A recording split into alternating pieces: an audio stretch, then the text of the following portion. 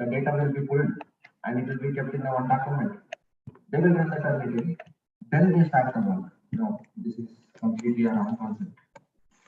When you are thinking about the originality of your work, you should plan your work priority wise. Like without going for the plagiarism check, you have to start your work. You have to collect your data. You have to inculcate all the ideas what you have in your mind, so that it becomes a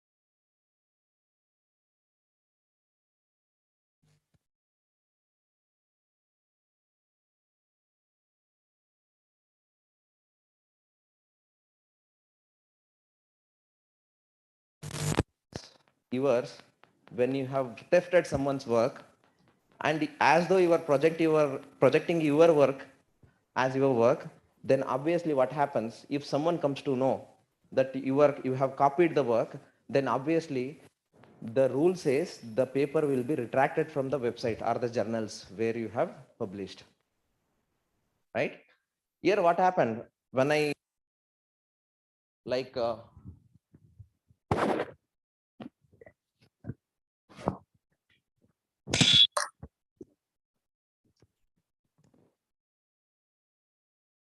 set the parameters like reason for retraction, I have taken only plagiarism.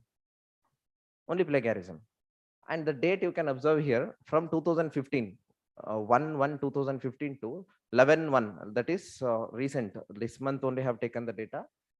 And you can observe here 193 papers have been retracted because of the plagiarism. 193 papers have been retracted. This is what happened. This has happened in India, alone in India. And one more fact I need to mention here is 982 papers from India have been retracted so far. This is irrespective of year. Till date, we have 982 papers, nearing to 1,000 papers have been retracted. This has happened in the renowned universities, renowned institutes, research institutes. And what the possibilities if you plagiarized, if the paper get retracted, what are the next step what the government have taken? I'll tell that also in the coming slides. To avoid all these things, whatever the possible things which is happening due to the word plagiarism, what can be done? Let us discuss. How does plagiarism happens? I have just created a problem with a solution. This table mentions about the problem and the solution. When it comes to the problems, intellectual insecurity, the use of your own words, paradox, that is a problem. Find your own voice. Poor time management, try to improve your time effectively. Plan your work properly. Say, for example, a research scholar have planned his work for 5 years. Whatever the term you have for PhD is 3.5 years, your time bound period. But if you plan for 5 years, definitely you cannot manage the time. That is where you need to plan your timeline. That's why whenever you write a project, definitely the funding agencies will ask for the timeline period. What we'll do in the first year, what is the progress in the second year, third year. This is what they expect. And the same way the research should be conducted. Then lack of clear argument, not answering the questions. What happens? If you have a strong literature survey done, then obviously you have so many answers. Whatever the questions the scientific community is asking, definitely you can give your answers when you are strong enough in your subject. Lack of critical and analytical skills. When you lack the skills, then only you start doing all those copy paste business. And inadequate research. You have some little data, build the data only for the sake of publications. Don't do research. This is what the scientific community is expecting the researchers, especially PG and PhD scholars. And poor note taking. Whenever a supervisor is giving any advices, try to note down properly and try to work it out by going back to the literatures, search and get the proper methodologies before proceeding for any of the experimentation. This is what the meaning for proper note taking. And poor reference skills. Reference skills, basically, you all are aware about EndNote. I would like to mention one point here is JSCHER is providing the free access to all the users. That is EndNote. EndNote is a tool which is provided by the exam section. You all can take the access, or you can use the free softwares like Zotero or Mendeley. These are the different tools which you can inculcate in the Word itself. To the Microsoft Word only, you can fix it. It is an add-on thing. If you add this Mendeley or EndNote or anything, only one time you have to invest your time in providing the reference. Whenever you want to publish or submit to the any of the journals, definitely you have so many different styles there available in the Mendeley or EndNote. Just one click, you can change the reference style. Bibliography or reference can be changed according to the journal style based on the software which you are going to use, right? If you want any more, some more information about EndNote or Mendeley or anything else, you can contact me or my research team. Definitely, we are very happy to help you in teaching you how to use the reference toolboxes, right? Underdeveloped writing skills. Definitely, it needs a training session for this. How to write the things. Yesterday, those who attended BMJ session yesterday afternoon, definitely once we get the full subscription from the research section, definitely a workshop, a brainstorming will be arranged how to improve the writing skills to enhance your writing skills, right? Then please try to avoid cheating. Definitely you will caught somewhere. If you cheat here, definitely you will be caught somewhere. We have so many tools which is available. Easily we will come to know from where, which day, which time you have copied, from which source. Definitely everything will be, you will get it, right? Then why do people do it? Even though by knowing all these reasons, by knowing the problems and by knowing the solutions, why people go for this copy things? Maybe they are very lazy enough, like sab kuch chalta hai. If I copy also, it will be okay. No, somewhere you will be caught again. Habit of stealing. This is one more thing. This is just I have noted down few points which came to my mind. Maybe you can put into in your perspective, you can just note another points also. Promotions are academic peers. This is exactly for the faculty members. We are in a very I can see the smile on the faculty faces, like we have to publish this many papers to get the promotions, and to get our increments. Definitely we need some papers. No, don't go behind the journals, don't go behind the papers. Let us plan properly and let us work properly to get the work published before our time bound. This is the best suggestion I can give. And unaware of the implications. Many of you, the student community, may not be aware about the implications, what is going to happen. So many of you are not aware. I'm going to tell what are the possibilities or what are the implications the government is going to punish. This is a kind of punishment only. Let us discuss that also, and support motivation to plagiarize from your supervisors. Hey, you do what is there, you just copy and paste, you just alter the images, everything is there in the research community, everything is there, everyone knows that, right? If you avoid all those things, like I have just asked a question also there, you can see, is it easy to copy?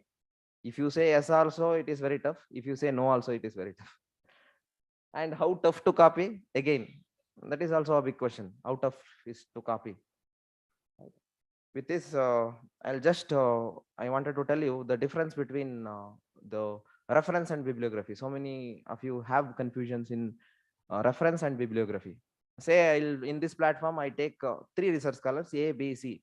A, B, C are the 3 different research scholars. Now, you just observe there, reference implies the list of source that has been referred in the research work, that you are referring only A research scholars data. If you are mentioning the work of A, B, C altogether, then it is called as a bibliography. That is, whatever the source you have used, whatever the materials you have used in your project work or research work, definitely when you are citing that work, then obviously that is considered as bibliography. Then based on the primary source, if you are giving only the A research scholar data or citing the research scholar A reference only, then it comes under reference. If you are quoting all the research scholars A, B, C, then it is bibliography.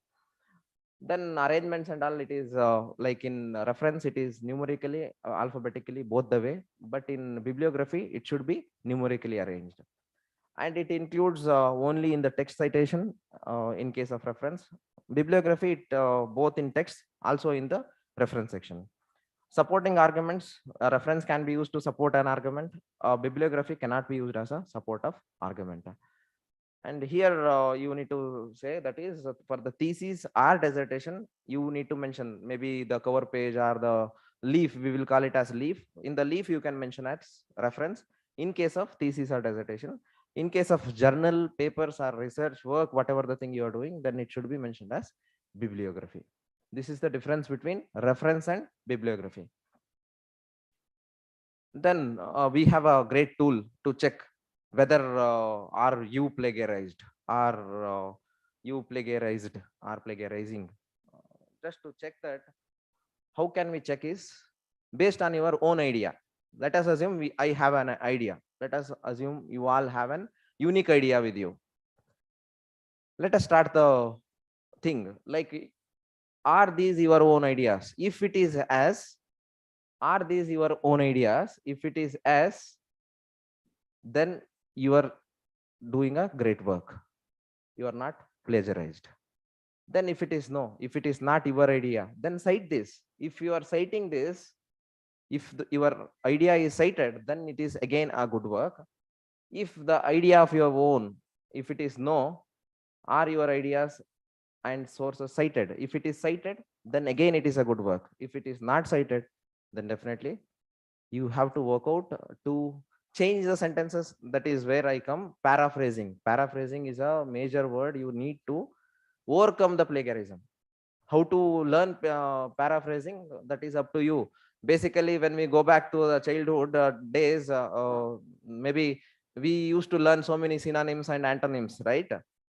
So many similar words, so many opposite words. Adulthood, like we forget everything. If I say beautiful, if I say, I can say another word, wonderful. That is the only thing we know. But during our childhood days, we need to remember, we used to remember so many synonyms and so many antonyms. If you adapt that like synonyms and using proper synonyms, so that easily the paraphrasing can be done. This is the best one I can give, best suggestion I can give for the rephrasing. This is a self-check plagiarism chart. You all can check whether your work is plagiarized or not. And then what are the different types of plagiarism we have globally? First thing is global. Again, we have a type of plagiarism, that is a global plagiarism. Global plagiarism is nothing but passing of the entire text without doing any alteration. You are just taking the work and you are just telling that this is my work. This is global plagiarism. And then we have direct plagiarism, that is like you are copying and pasting someone else's word into your own work without attribution, giving any of the citations. And then again, paraphrasing plagiarism. Again, here also you will be caught if you do multiple time of paraphrasing. Say for example, just changing the word won't make the meaning, won't give you the meaning. Just you have so many paraphrase tools, like Quillbot is the major toolbox or the tool which is used by the researchers. Quillbot. Maybe this is a hint I'm giving for the students. You can use Quillbot to rephrase the sentences. But when you use those kind of toolboxes, you should be also aware that there whatever the sentence you are giving to the audience or the scientific community, it should reach properly. Meaning should be there for that sentence. Otherwise, it is a wasting of the time. This is called as paraphrasing plagiarism, putting a piece of text into your own words without citation again. Mosaic plagiarism, like you cut from one source and cut from another source and paste it into one platform, then it is a kind of stitching together sources, is called as mosaic plagiarism. And self plagiarism is, say for example, in paper one, say in my case only, I'll take my case only, I do nanoscience technology and bioinformatics or structural bioinformatics. These are the different domains which I carry out, genomics and proteomics. Say for example, I have carried out a methodology like how to extract the nanoparticles. I used a proper methodology to carry out this methodology to isolate the nanoparticles. Now what happens in the next paper, the same method I use to extract the nanoparticles, but continuously for 20 papers, 25 papers, if I quote the same materials and methods, then it becomes a self plagiarism. That also should be avoided if you want to free from this word plagiarism, right? Plagiarism of your own work. Then why is it important to avoid plagiarism in report? Just I'm not going to read the slide, just this is for your information. The slides will be shared in the library committee. You can collect it from the person who is there. And here, what are the important points to be considered in plagiarism? Quickly, we'll go to the demonstration. I know this is a boring session. It helps you to improve the quality of your work when you avoid the plagiarism. And it saves you from the embarrassments which you are going to face or ashamed when you are exposed to the society when you are caught. It enhances your capacity to paraphrase the meaning of establishment ideas and values in the proper way. You are going to learn when you want to come out of the plagiarism. This is all the things you need to learn. It can prevent grave and negative consequences in your career. Definitely, when you go in front of any of the recruiters, they will see your work, they will see your vocabulary. If you are failing in there, definitely these are the different things which you need to adapt, students need to adapt during your research days. You can master conveying your ideas without having to worry about unintentionally copying someone else's work. That is what I continuously repeatedly am telling. Cite the work, cite the work, cite the work. That's all I can say. Whatever the thing you take, just cite it. That's all. Meantime, you can also include your self citations. That improves your citation factors. Again, one more suggestion, right? Do the citations. With that, between the work, you cite your work also, so that your citation factor will also increase, so that your total impact factor is also increasing, and in turn you are contributing your things to the journal also when you do these self citations. Then coming to the punishments, I was telling you about the punishments which UGC have implemented. University Grant Commission is the topmost authority. MHRD is the topmost authority to do all these regulations. When you see the regulations here, I made this into two categories. One is for the students and one is for the faculty members. I'll just go through the student plagiarism things. When you copy the things, you are thinking that if I copy, nobody will come to know. No, you are under the vigilance of JSCHR, as well as we have so many Infonet is there, so many resources are there. Shodh Ganga. How many of you know Shodh Ganga? Shodh Ganga is a repository where all the thesis which is coming from different universities, whether it is state universities or the private universities, it is uploading to the Shodh Ganga website. You can visit today itself. Those who have visited, good. If not, you go today and visit Shodh Ganga website. Try to take out the thesis in different places. There you will come to know you have copied the work. Not in JSSAHR means somewhere it definitely will be caught. What happens if you caught? Then level of plagiarism and penalty will be like, if it is level 0, in this platform, I would like to take this opportunity to tell you that when you submit your PG dissertation or PhD thesis, your plagiarism similarity index should be below 10%. This is the rule. Please note down for the students. Those who are submitting the thesis, the percentage similarity should be below 10%, right? And the continuous words, which I'll be showing in the demonstration also, the continuous words should be 5. Minimum and maximum, it is 4 to 5 words. More than that, definitely it will catch as plagiarism. And what happens if it is below 10%? Then there is no penalty for the students. Means you can copy some 10% from the other sources.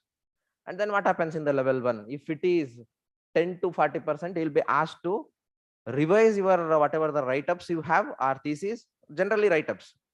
then the government or the JSSHR or higher education institutes, what they will do is they will tell you to resubmit the write-ups. This is the second level. What happens in the third level? If it is more than 40% or when it reaches 60%, then similarity above 60%, registration of that person or registration of that particular student will be taken out. This is the penalty that government of India have made the rule regarding the plagiarism. That's why I said this is the dangerous word. Be aware of it. Then coming to the faculty, a penalty in case where the degree or credit has been already obtained. What happens here? Level 1, if it is 10%, then obviously there is no penalty. Or if it is 10 to 40% of the plagiarism, shall be asked the principal investigator to withdraw the manuscript. If it is 10 to 40%, 40% is obviously that's why in the retracted papers you have seen, that is the reason where the papers have been retracted. And then level 2 is similarity. If it is above 60%, then has to withdraw the manuscript, denied right to 1 annual increment, not to be allowed to be a supervisor to any new scholars for a period of 2 years. They cannot guide. The pride moment for the teachers, when a student stand on the dais and when they present their work, that is the pride moment for the supervisors. When we lose the 2 years of the time, that is a big shame on the faculty members. That's why we should be very aware that whenever we do the plagiarism, and if there is any complaint of plagiarism against a particular faculty or head of the department, then obviously the higher education institute is going to take the suitable action. Definitely the action will be taken against the faculty members. And coming to the one particular point in this plagiarism regulations, which is made by UGC, they made a panel kind of thing called as Departmental Academic Integrity Panel, that is DAIP. This is a panel where chairman would be the head of the department. We have different departments in our JSSHER system. The department head will become the chairman. For the certificate, for the plagiarism certificate, you need to get the signature at the end of the thesis. That also I will be showing how to fill the certificate also. That session is also there. The chairman will sign by seeing the guide signature, so that the guide and student should promise that this is the work originally carried out from us. Then only the chairman will sign. And there will be 2 members. Member 1 from the institute or from the external institutes. What we follow is from the institute, which he knows how to operate the Turnitin tool. Member 1. Member 2 is obviously like the department research activities who is doing good. They'll be selected. Member 1 and member 2. These are the different things, the UGC penalties you should remember when it comes to the punishment regulations. Like we have 2 things here, the similarity between plagiarism and copyrights. I'm not going to again read the things. Plagiarism versus copyright is the similar thing is here is both paraphrasing large portion of a textbook without crediting the author. This is the similar thing which you can observe both in copyright and plagiarism. Take permission before you publish. What is the meaning for that? Say for example, you are just creating a pictorial representation for COVID-19 pandemic, something you are creating a picture. You know, I don't want to waste my time. I will just take the picture from the other paper. I'll add to my paper. Definitely this will be a plagiarism again. What you need to do is you have a methodology for that to give the credit, write a email or fill the copyright form, which is given from the journal itself.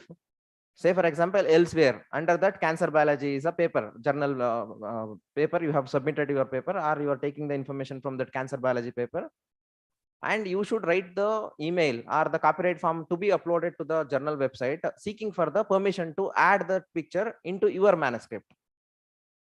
What you can do is take that information and just behind the picture what you are adapting, that there you have to mention picture courtesy, PC. This again a very known factor, that word PC in Instagram and Facebook. Definitely you know that picture courtesy should be given to from where you have copied the things, or the permission should be taken before you publish your work, right? That is the major difference between a copyright and plagiarism. You can do plagiarism when you have proper permission. That is again a citation. Again, coming to the second part, not yet entered the second part. What are the different tools we have, like plagiarism detection tools, detecting tool. What are the best plagiarism checker should be able to detect plagiarism is it should be more accurate. And in our Turnitin account, I will be showing even you can check the grammar also. That add-on thing is there in our Turnitin tool. I will be showing that when I come to the demonstration. What are the different factors when you consider the plagiarism tool? That is access to the biggest and most varied database. That is, it should the Turnitin account, say, because we have Turnitin account or Urkund is again a part of Turnitin account. There we should get, or we should have the proper spacing. Cloud technology is inculcated in Turnitin, so that today you are in, especially for the professors from hospital, today they'll be here, tomorrow they will come for the university campus, JSSHR campus, so that the data which they are storing here, definitely they can access there also. Likewise, a big data source should be available for a plagiarism tool. Whatever the tool which I have mentioned here have got all the spaces, but they have got so many advantages. I'll just tell few words about the advantages and disadvantages. And ability to detect most plagiarism for the most source types, it should detect, then obviously then only it becomes popularized. Otherwise it is utter waste of carrying out the plagiarism check.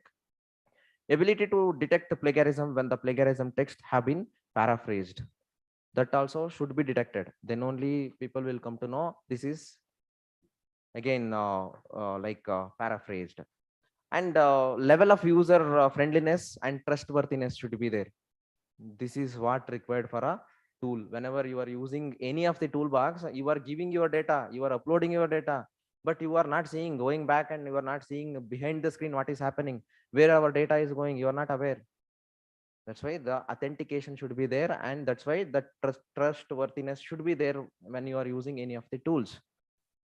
I assure that Turnitin, when you deposit to the repository of Turnitin, definitely it is your data is safe in Turnitin account. That much I can assure you. But there are so many plagiarism checkers available online for the free of cost. When you upload there, definitely you will be losing your data. Someone before you publish, they may publish. You don't have any hold on that. That's why be careful, be aware whenever you are using any plagiarism online free access tools. This is what I wanted to mention here. There are so many tools available, free available tools. Don't depend on that. We have given full access to the faculty members, all the faculty members.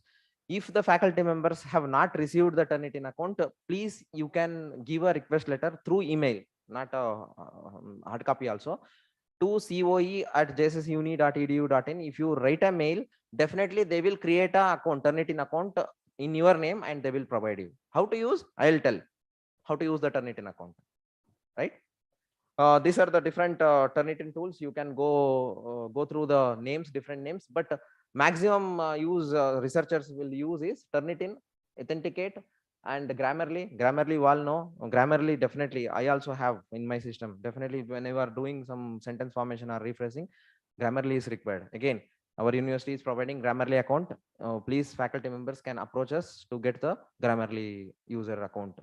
You can use it for free. University have subscribed for that Grammarly account, and not everything you can take, right? These are the different things. And here you can see plagiarism detector or plagiarism checker. These are the online tools, like free access tools, that please don't use these tools. Be aware whenever you are using it. Coming to the second half of my picture, that is, this is for both for faculty members and students. Those who are aware about Turnitin, I seek the corrections can be made. If I make any mistakes during my presentations, when I show the demonstration, you can correct me if I am going wrong. Turnitin is a software which our university have purchased by paying so much of amount to make student user friendly. That's why you make use of it. All the students can make use of it. The tools will be available with your supervisors. Today only you can approach them. If it is not created, please tell your supervisors to create one Turnitin account, so that I'll tell the truth.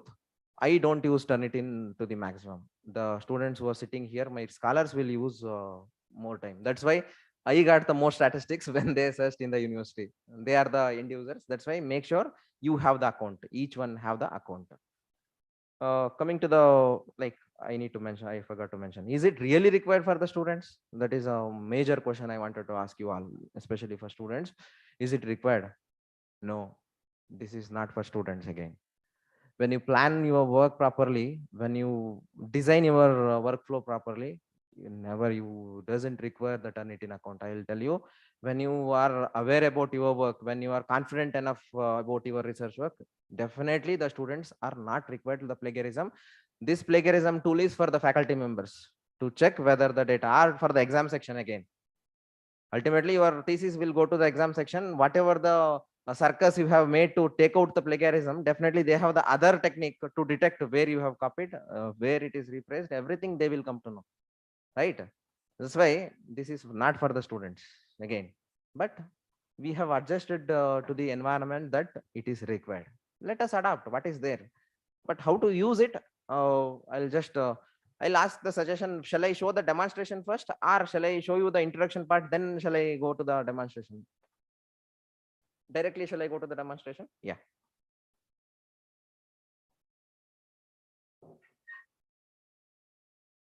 This is the website. You all can note the website, turnitin.com. Login page will be like this. First, you should get the permission and you should have the access to the Turnitin account. If you are not subscribed, like if you create yourself without the IP address of the JSS, definitely will be charged. Like when you have the free access, definitely this is how the website look like. So, like this is my user ID, and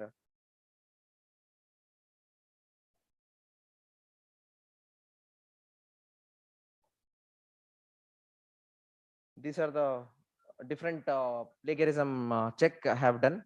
You can see all my scholars name there, not my name. Chandan, not this Chandan. I have another scholar called Chandan. Like how to do the plagiarism check, let us see. First thing is, this is very simple. Doesn't require an explanation also. You need to have one session, that's all.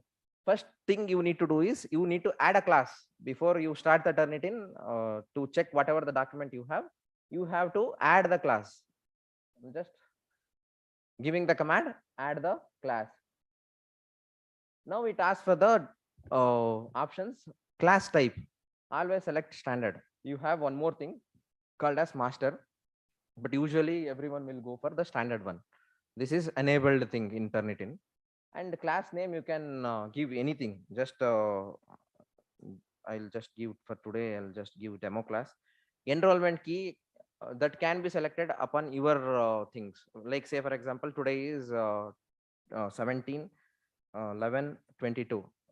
I have adapted the enrollment key as today's date with a year. Subject areas you can select based on your area of interest. My area of interest is life science. Life science, I'll just select life. It comes biology or science. You can select n number of things. If you're interested in medicine or dentistry or pharmacy, you can select whatever the thing you want. That is not necessary actually. And student levels also it asks for, here PhD scholars, there is no option for PhD students. You can directly opt postgraduate level, or if you are undergraduate or anything, you can again here also you can add so many other things also, like you can also include UG also here. And you should mention when your class will start. Class means you are just assigning a class to check a document, that's all. Like I'll just say I have started my class today 17th and I'll be ending next year, so that whatever the data I upload today, the plagiarism check document, it will remain for 1 year. That is the where we can have the option of 23 up to 23 like May, you can have the access of this document, particular document which you have uploaded. Then I say submit. Now congratulations message will appear that you have successfully enrolled for the here you can see congratulations, you have created the class demo class, whatever the name which I have given there, it has appeared there with the class ID. This automatically it will generate, the Turnitin will generate the class ID and the enrollment key. You can observe whatever the enrollment key which I have given, it will appear here. Generally, here one concept is there in Turnitin, cubic matrix. Cubic matrix is a matrix which is created from a teacher and given to the students, so that it can be uploaded to the document. The scoring can be done automatically by using Turnitin, but we are not using it, right? That is the option where we need to provide this enrollment key to the students to upload their documents. That is the only option when we need to create this enrollment key, right? Then we need to give the command continue. Then you can observe here your demo class wherever I have created, it will appear here in the box.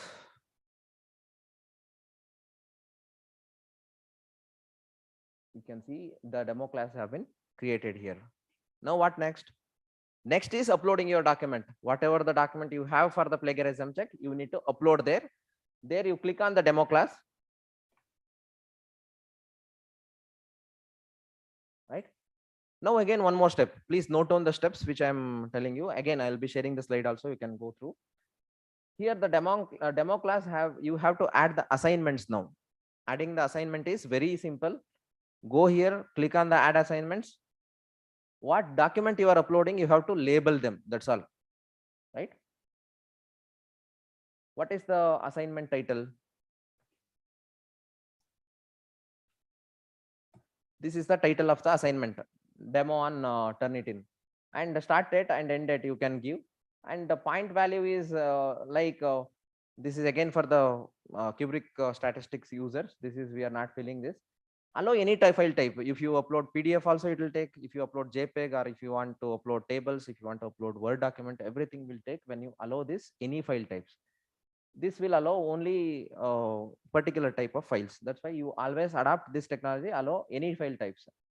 One major thing you need to remember here is, when it comes to, please remember, especially for students, when you come here for this thing, submit papers to, it has got two options there. One is no repository and one more is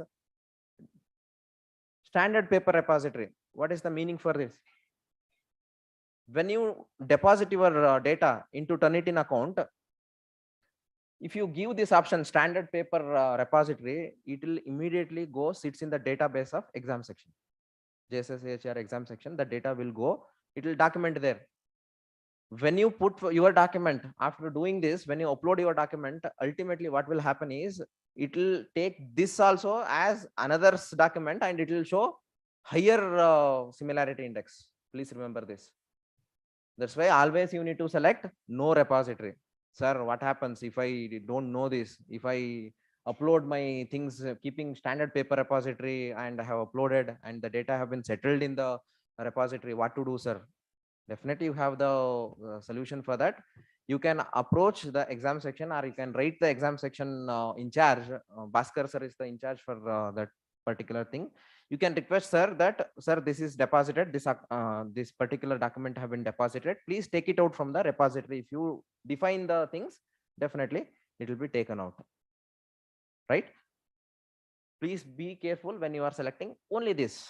Except this, everything is enabled there. Just go, you can go according to that. You have optional settings that is not required actually. You can enter special instructions if you are doing any questionnaires and all. Allow submissions after the due date or similarity. These are the things we can go through. I'm not going to show. This is one extra thing which we have is ETS e-rater settings. This is grammar check. If you are missing with rephrasing things, it will show in purple color. This is where you are missing the rephrasing things. That can be corrected. Going back to your original document, you can correct it there, right? These are the different things we have. Once it is done, just say submit. What is the title which we have given? Demo of Turnitin. Here, demo class is the class which you have created. Inside that, we have created an assignment. To go to the assignments, what we need to do is, here you go here, you just click demo on Turnitin. It is, I'll just take you back. Here, this is the class you have created, and demo on Turnitin is the assignment you have created. To this demo of Turnitin, I am just uploading my document. How to do that? Just go to more actions. Go to more actions. Click on the submit button. It asks for the enrolled students and non-enrolled students, but enrolled students data, because we have n numbers, like enrollment numbers cannot be inculcated into the softwares. That's why non-enrollment students first name can be given and last name can be given, and submission title like demo only I'll give. And just your duty is to upload the document from your wherever the source is there. Let us do this. Like once it is uploaded, it takes 10 seconds or 20 seconds to upload it to the repository. It shows how many pages, 5 pages and 33 counts. Just have taken some of the source which is available on the desktop. Just say confirm. Once you say confirm, it will ask, go to the assignment box. Assignment box is where we created our assignments. Once we click that, it will take you to the assignment box. Better we will go to the main thing. I'll show how to generate the similarity index. Here we won't get the much similar index. I'll just take you to the home page where we have done so many assignments. I'll just take you to, let us assume I'll go to Anisha's thing. She have got so many, like Anisha's under Anisha's class, we have created manuscripts. For the manuscripts only, we have created assignment. Here I'll just go view the assignments which is submitted. Let us take maybe the here like 19%. Sudhanma K is the first author name. I'll let us take this. Then if I click on that 19%, it will open up a document.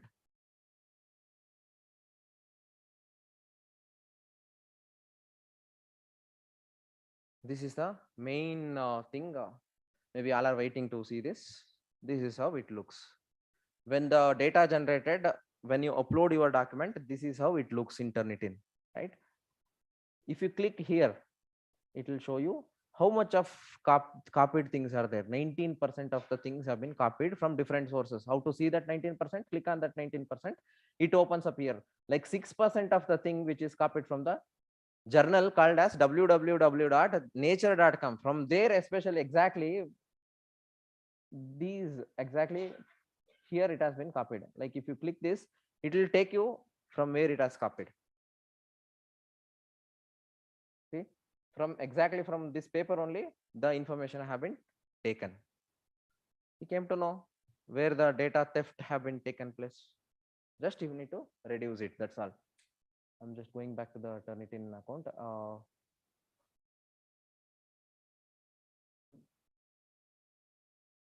Already have taken your time. Just I'll finish. Yeah.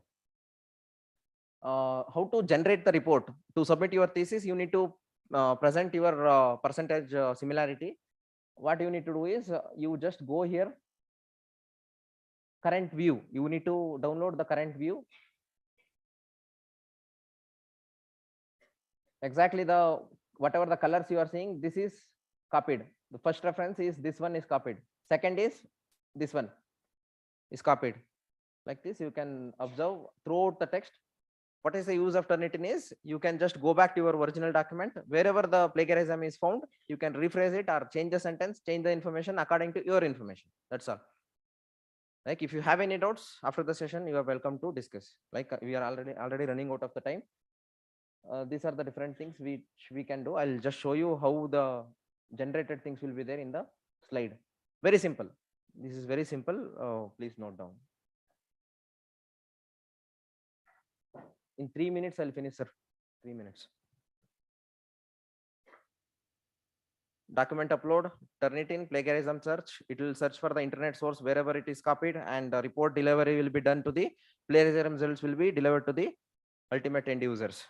And this is how the website will look like. This is what I have shown already. This slide definitely it will be useful for you to log in and to do the things exactly the same way I have shown how it works. What are the different color indication? Everything is there.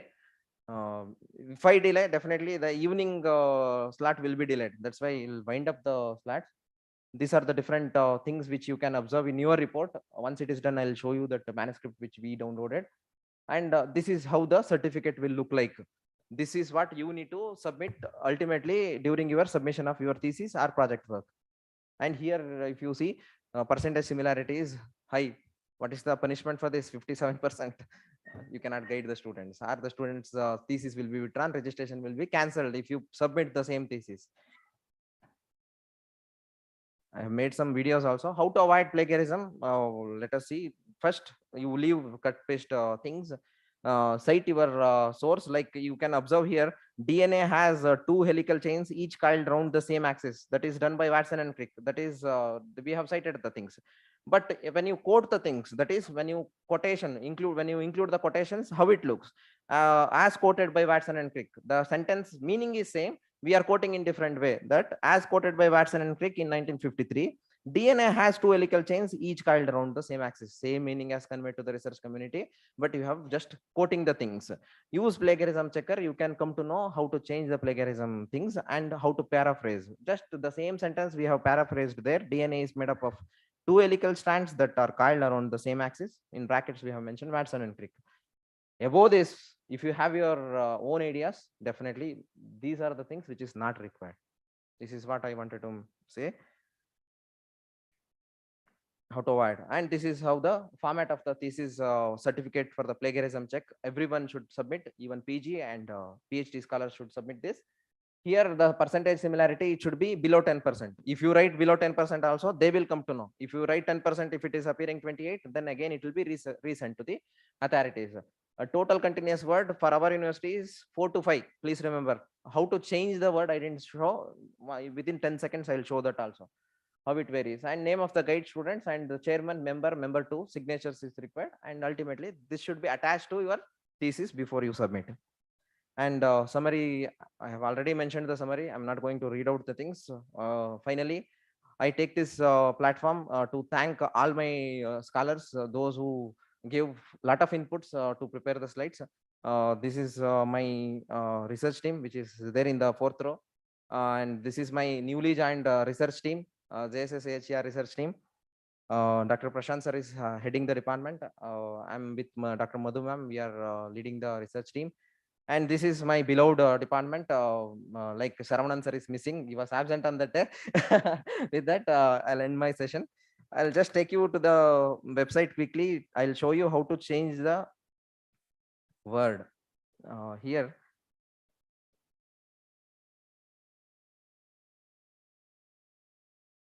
Here you have a filter here. If you go there, just observe the percentage. I'll just increase the total number of words to 15. I'll just give the command apply changes. 19%. It was 19%. Just observe. It has come down to 12%. Immediately it has taken out 7%. That's why we have kept the word limit is 4 to 5. If number of words increased, similarity is decreasing. Don't go for the decreasing of words. Keep the format 4 to 5 only, because the exam section is having this standard. This one is 4 to 5. With this, I'll end the session, my session. If any doubts, the session is open for discussion. Yes, sir. Yeah. Where, sir? I didn't see that. In demo, sir.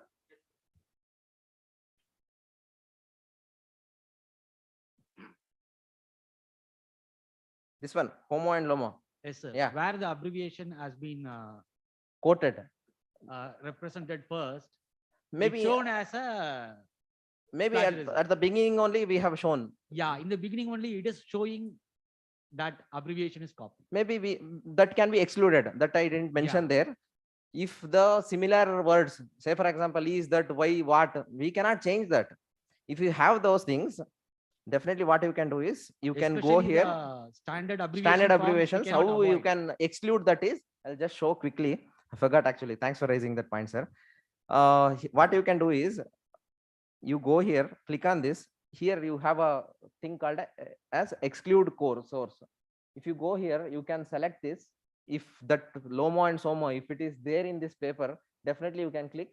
And if you exclude this, definitely the percentage similarity will reduce If to I could 1%. say here, the fifth line, root mean square fluctuation. We can't Definitely. change that. We cannot change that. We can exclude easily, sir. Yeah, that's one I bring to the notice. Good, Thank sir. you, sir. Yes, sir. Yeah. You told it's 10%. This 10% holds good for only in the research work for results and discussion as Yeah. well as materials and Yeah, methods, I'll tell that. and for whole this thing. I was expecting this. That's why I didn't mention in the presentation. When you upload your thesis or dissertation, PG dissertation or PhD thesis, please exclude review of literature, because review of literature is someone's work you have taken for your thesis. For the thesis work or the dissertation work, you need to include only the introduction part that is written only, like owned by you, materials and methods, results, discussion and conclusion. These things you exclude. Bibliography also, reference section also you have to remove when you upload. Even figure and tables also should be removed before you check for the plagiarism. University doesn't see all these things. Definitely they will see. Definitely. Yes, ma'am. Yes, ma'am. We have an option here, ma'am. We can take out the, already I have excluded. It is enabled, ma'am, already. In Turnitin, if you use JSSHR account, it is already excluded. If you upload bibliography also, it won't take. Sir. Sir, sometimes in methodology, Yes, sir. The standard terms will be used. For example, for checking of height, Yes, sir. weighing scale is used and like Yes, this sir. and all calibrated. The So all same thing, these- sir. That can be same. excluded, sir. Like how Saravanan sir raised the issue. Yeah. The same way you can exclude the words, or you can include those words in Quotations. the, yes, sir. In quotations, you can include. Okay. Then you can exclude easily, sir. Okay. Thank you. Yes.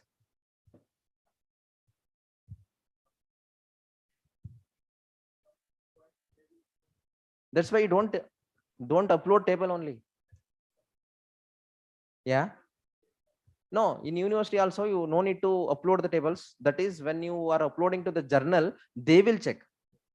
When you are uploading to the university, no need to submit the tables and figures.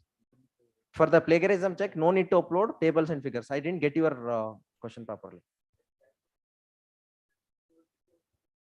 Yeah, definitely they will check.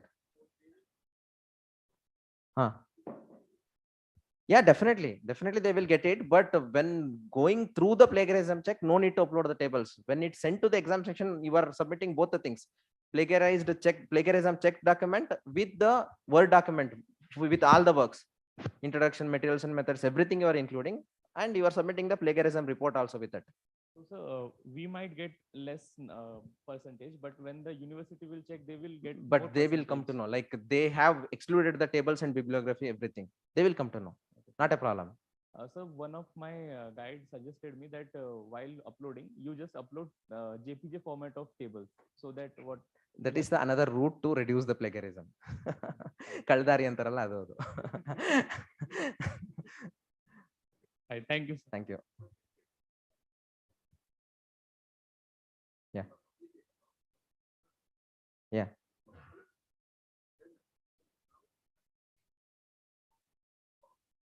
They will carry out, they will run everything. They will usually journals will ask for 25%. More than 25 is there, then only it will come back.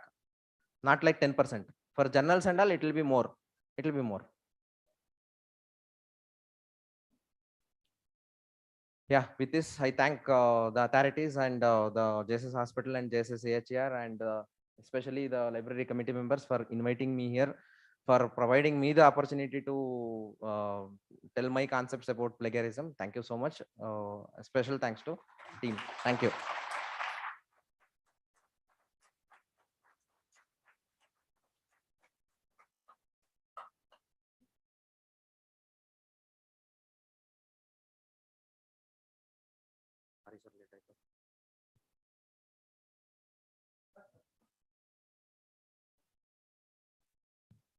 Thank you, sir, for a wonderful session about Turnitin software, for making us know about the common type of plagiarism and with examples, how to avoid them, and in our research paper writing and the consequences.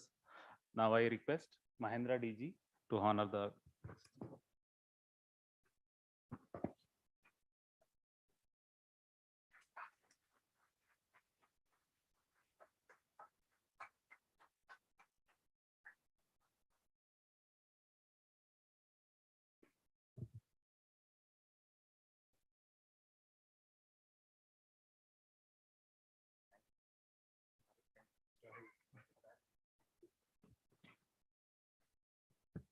Next session is SciFinder.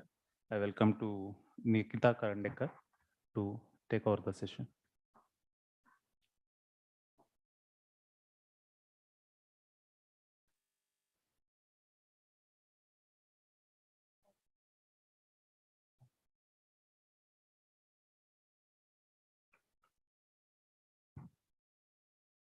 Nikita Karandekar is currently associated with CAS, a division of American Chemical Society, as a customer success specialist. Her primary role is to provide technical help and support to end user for all the CAS products and solutions. Before joining CAS, she has a prior experience of 6 years working as a scientist in clone development team in leading research center as well as few pharma companies. With the experience at the bench work, she is a uniquely positioned to understanding the various research ideas and strategies, along with knowing to locate needed scientific content to make scientists work easier and faster and better. Nikita has completed her master degree in biotechnology from Symbiosis International University. I welcome you, ma'am.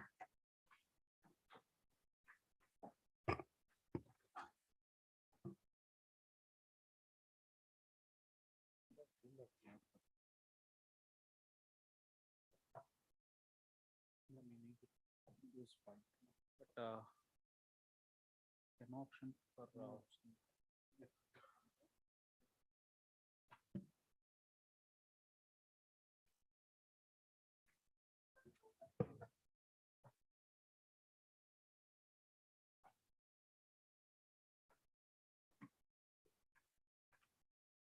Thank you, Sulakshana ma'am, for the introduction. Good morning, everyone. Good morning. My name is Nikita Karandekar, and I have been associated with CS. So CS stands for Chemical Abstract Society.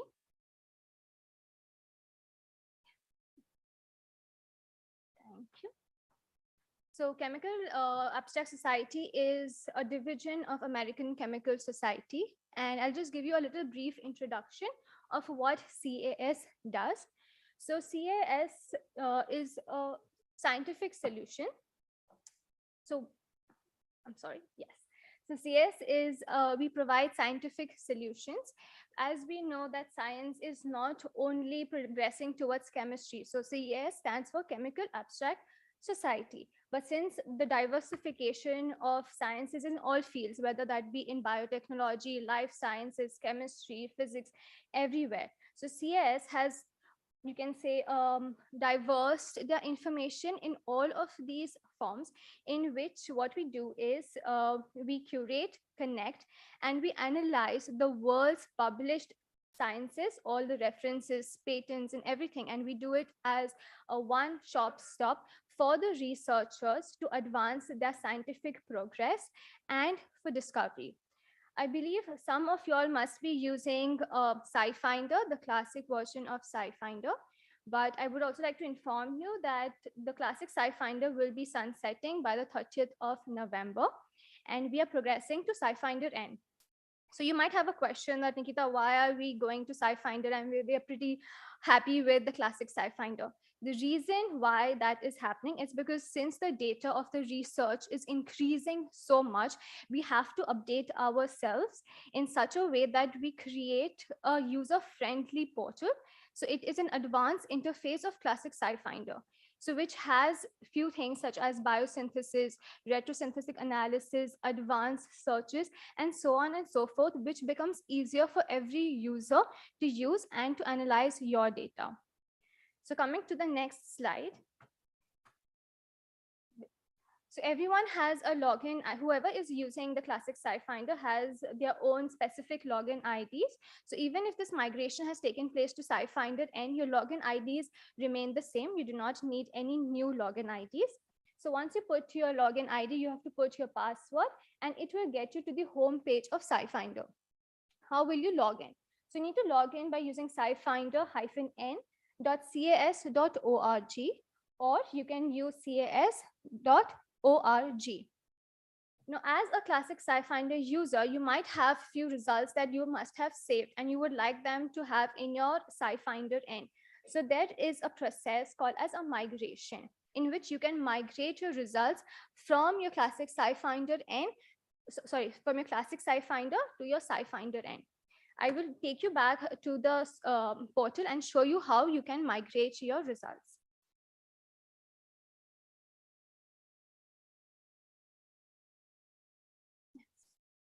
So as I mentioned, you can specify scifinder-n.cas.org in your URL, or the other thing you can do is go to cas.org. On the right-hand side, you see a section called as login.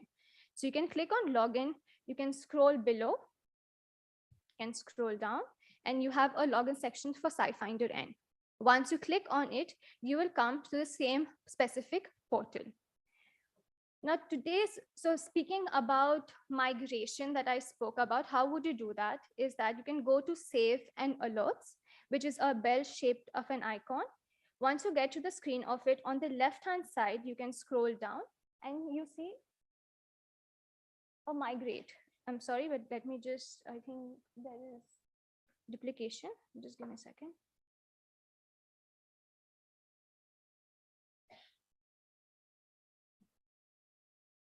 Yeah, perfect. So there's a bell-shaped icon on your home screen. Once you come, this is the home page. On the left-hand side below, you have an option called as migrate. After you click on the migrate, all your results that have been in classic SciFinder will migrate to your SciFinder N. So this is how your migration will take place. Now, for today's session, there are a few bullet points on which I will be focusing on. Today we have a session, a small session. So I will just run through on the main topics. If you have any doubt, please feel free to ask me, or I will also share the email ID and you can share your questions or queries accordingly.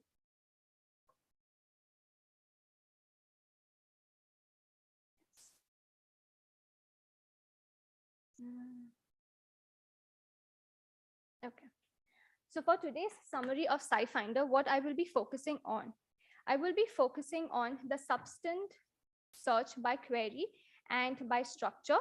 Second will be the reference search via query using patent pack, which is one of the advanced features of SciFinder N, and along with various advanced searches, which involves Booleans, which allows various combinations and multiple searches that can be either by a substance name or even a patent number. And third thing is an introduction to retrosynthetic planner and biosequences. Now coming to the home page of SciFinder N, when you are doing a particular search for a substance, this is how your page is going to look, which speaks about your username. It has a history and also a saved and alerts section. You can add your query on the query tab and do the particular search. Now, when I mentioned that there are various advanced searches, what did I mean? It means that just below your searches, you can have various much more combination with your query search depending upon the molecular formula, any registration number, chemical identifier, document identifier, and many more such options. One of the advanced feature of SciFinder is when you are typing in any particular substance, if you observe here, I have started mentioning the one letter of the entire substance. And you see there are so many options, that is this auto suggestion. So whichever substance you're looking for becomes very easier for you to detect, select, and you can go forward with your search. So once you go with your search, there is a pop-up that comes up which speaks about your substance detail. I'm sorry. Yeah. Which speaks about your substance detail. It speaks about reactions. So if there is anybody who's working with various reactions for your substance, this is where you can go forward with reactions. Third is the synthesis. That is the synthesis of the particular substance. Retrosynthetic analysis, I'll give you a brief introduction by the end of the presentation, exactly what does it mean and what does it cover. Then is references and suppliers. So references will consist of all the data, whether that be patents, journals, letters, everything. And last is suppliers. So if you're looking for suppliers for that particular substance, it will give you all the suppliers for that particular substance, whether that be in India, whether how much grams you're looking at, where is it, in how much time frame can it ship for you guys. So it's a complete one-stop shop where it's very easier for you to know what substance you can ask, what substance you can get, and etc. Okay. So I will just go back into the SciFinder portal and I'll show you how does it look like. Okay. So when you suppose this is the page that you are on and you would want to go on to your home page. So you need to click on the home, the logo of SciFinder, and it will get you back to your home page. On your substance detail, today's case study, so I've taken a very generalized case study, which is fluconazole. So as you observe, the moment I'm typing each and every letter, it is giving me various options. And the third is my substance of interest, that is fluconazole. I will select it. I can go forward with the search. Now, as I showed you on the presentation, over here, there are two results. That is talking about your structure. It is talking about the molecular formula, your name, also references, reaction, and suppliers. Now, you might ask me, Nikita, where did that pop-up come from where in your presentation? So you need to click on your compound, and that is where your pop-up will come, which will speak about your registration number, your substance details, your references, suppliers. Now, there might be an interest, okay, I have received my substance. I want to know more about my substance. From where should I get it? You can go to substance detail, do a right click and open into a new tab. So when you do that, your parent tab is as it is. You do not lose onto that. So when you go onto a new tab, it speaks about physical properties. It will speak about all the synonyms that have been used. For example, fluconazole is also known as alizole. Now you might ask me that how do you know, or how does CAS know that this is the synonym of fluconazole? The reason being, the scientists at CAS, when we curate and when we see all the papers, we know that this particular compound is as of fluconazole. So if in case you do a search of alizole on SciFinder N, you'll find the registration number same as that of fluconazole. So talking about the other names or the synonyms, it will also talk about the experimental properties. Now, what does experimental properties talk about? Any biological factor or any thermal or chemical properties you're looking for. There are also hyperlinks of the sources. So you can right click and directly go forward with the particular source.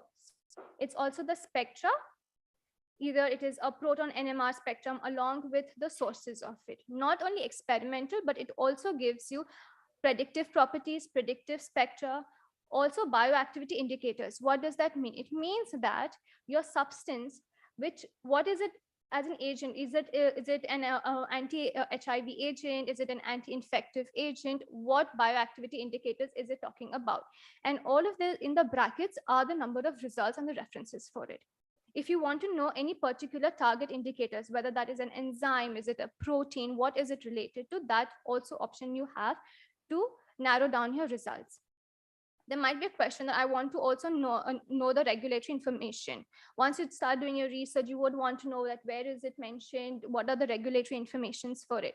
So for the regulatory information, you get the entire regulatory synonyms, any details depending upon the country, international list, and so on and so forth. So once you come up with the information of the substances, there might be a question. Your next question is that I want to know the references for this particular compound. So what you can do, there are two ways of doing it. Either you can go to the home page and go to the references. That is, let me just take you back to the home page. So you can go to references and you can mention your compound of interest. Or second is the entire pop-up that came up. You can go to references, do a right click and open into a new tab. Now coming up to my presentation, let me just show you one of the reference search. So over here, as I mentioned, reference searches covers up all the document types, whether that be a journal, a patent, review, book, clinical trials, etc.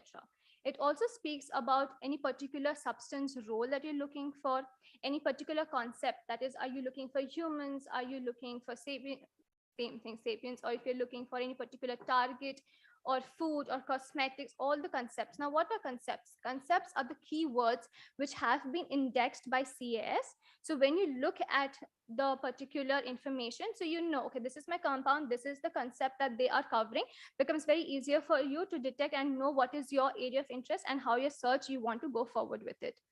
So in your references, right now, for an example, I have taken an filtration of patent with a language of English, and there are 3 substance role. Now you might ask me, what is filtration and exclude that I'm seeing on the left hand side. So filtration is what you want to include in your search, and exclude is something that you want to remove from your search. You do not want that particular concept, or you do not want that particular compound. So you can just exclude it. So you can narrow down your results as and when. Now, when I did this into the SciFinder N, let me take you back. So you see over here, there are a total of 18,000 results. Now, over 18,000 results are a lot of results to scan for. I cannot sit for so long and scan through all of it. I want to narrow it down. So the filters that we use, I'm using the same filters so that it is a little easier. I'm looking for only patents. I'm not looking for journals. I'm not looking for review articles or anything. Second is the substance role, as I mentioned. Now, your substance role can be any therapeutic use. You're looking it maybe as an analytical use. You're looking as a pollutant. You're looking as maybe the preparation of it. But my focus of study for this case studies, I'm looking for all pharmacokinetics studies. So I'm going to, so you can take a combination of 1, multiple, how many ever filtrations that you want to like to do it.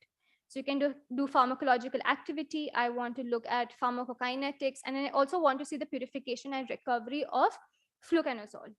I can apply. So there are 3 filters that you're looking into it. Now, if in case you want to exclude something, you can click on exclude that particular process. But just a tip that when you want to again filter or include something, make sure your filter behavior is changed to filter by. Otherwise, you'll keep on excluding and you might think that why isn't it getting filtered? So just a small tip. And third is that my language, I want it strictly to be English for my convenience.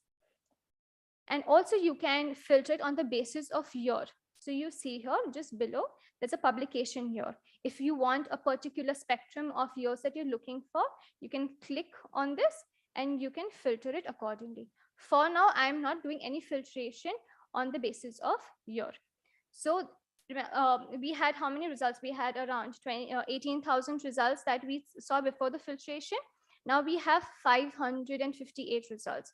So you see how much narrowing down of your results happen as and when you do the filtration or your exclusion. Now in patents over here, what I've observed is that it is talking about drug screening. It is talking about maybe any particular composition or formulation. One tip you can do is when I'm doing this, I can also either deselect or select or even clear those particular filters. Now coming up to one of the results, let's take, for example, I'll just show it to you through the presentation.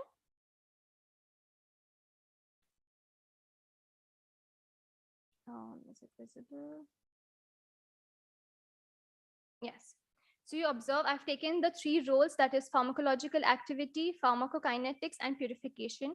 My language being English and patent. So I've got the same result, that is 558 results.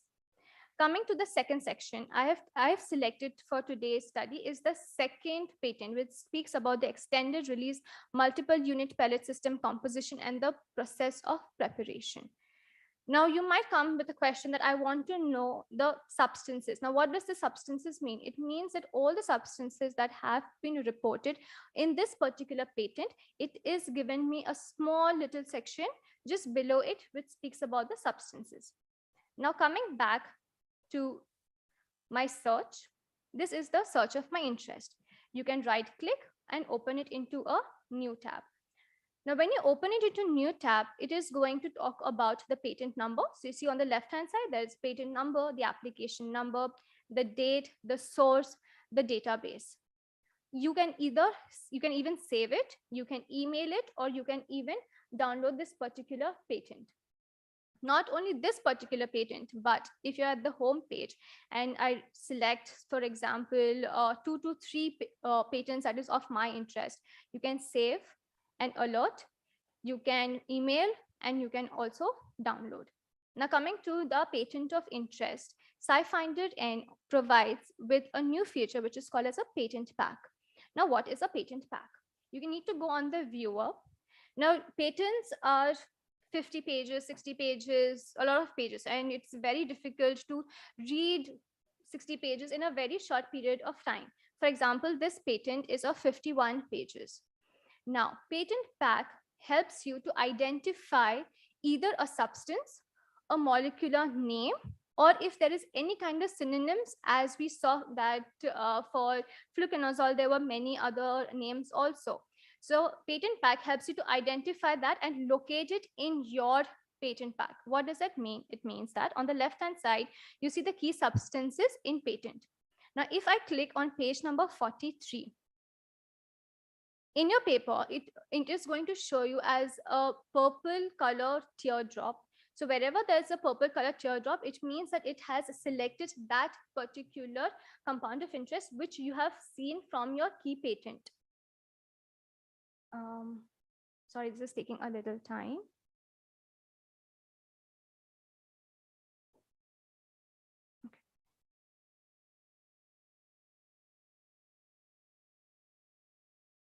Okay, till it happens, I'll just show it to you on the presentation. So the first option that I selected, that it was on page number 43. You see in the patent, it is known as metformin hydrochloride. Now reading the paper, you might say, okay, metformin hydrochloride, but I do not know what the structure looks like. And it will take you an additional time to go search what is it, what are the properties, and how to go forward with it.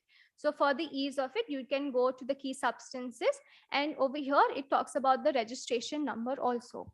You can click on the registration number and it will take you back to the substance details as I had shown you for fluconazole. We spoke about the key properties or the experimental spectra and all the details. So it is like a one-stop shop in which you're not only getting to know the chemical structure, but you're also knowing what is the information of that particular substance. Now coming back to the, yes. Yes. So you can right click over here and get the particular substance detail. Now you can download it as a PDF or as a PDF plus. Now what is the difference between PDF and PDF plus? So in PDF plus, so PDF is just the normal PDF downloads that we do. But in PDF plus, it will give you an information of all of these key substances in a particular table, which means that you need to scroll down to the end of the paper. And here is the, I'm sorry, just give me a second. Yes, here is the table. So all of these markings that you've seen for the key patent, it will give you the markings, it will give you the page number, the registration number, the name, and also the structure. So it's a one-stop stop for all of this data, and it also helps you to reduce your search timing to get a particular substance also. The next thing is the advanced feature that I spoke about. So we are seeing the advanced feature of the substances. Now coming to the advanced features for the reference search. What does that mean? It means that you can restrict your searches on depending upon a particular author, publication name, organization, any particular keyword, concepts, publication year, any patent identifier, or even the publisher.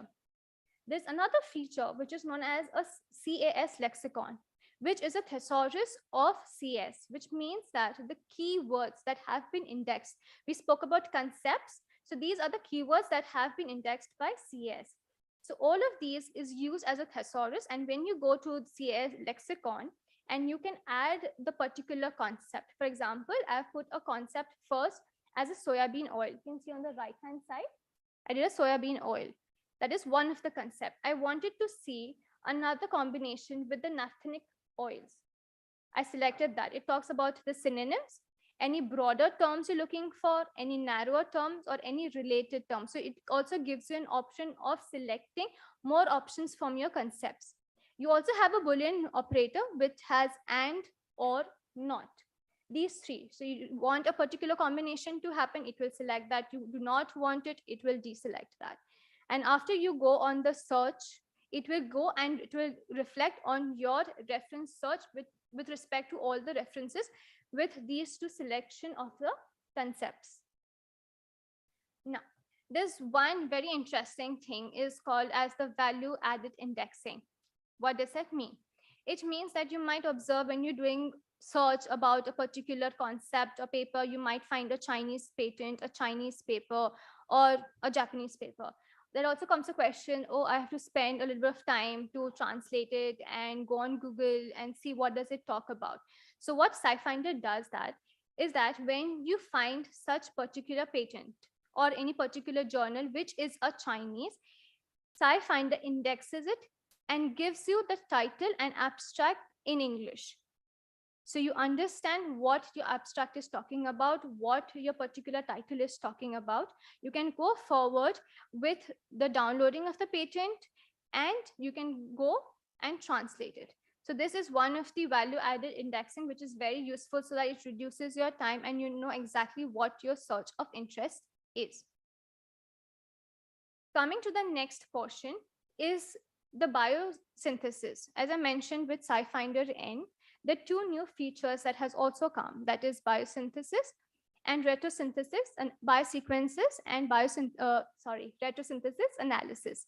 Now, what is biosequencing? As a biotechnologist, we have a few sequences that maybe we do it in lab and we want to check if there is any kind of query coverage, any kind of similarity with the references that have already been mentioned in various patents or journals. So what we need to do is we need to put that particular sequence in this SciFinder. Let me show it to you how it would look. Yes. So this is the home page of biosequence. I have just run one of the sequences that I've got. On the right hand side, it will talk about various search details such as proteins, that you're searching for proteins in BLAST. What is the E value? Are there any gaps you're looking for? You can also sort it on the basis of alignment, identity, coverage, identity, substance coverage, or also expand it. You can expand the search or you want to collapse the search. Over here, it talks about the matches, your coverage, and also references. So if you observe that this is my coverage area or this is my E value, how should I go forward with the references? You need to click on the references and it will give you all the results for it. You can right click and you can go back to SciFinder. So this is one of the, you can say, features of SciFinder N. The second topic, as I spoke about, is retrosynthetic analysis. So it is related to reactions. Now, what does it mean?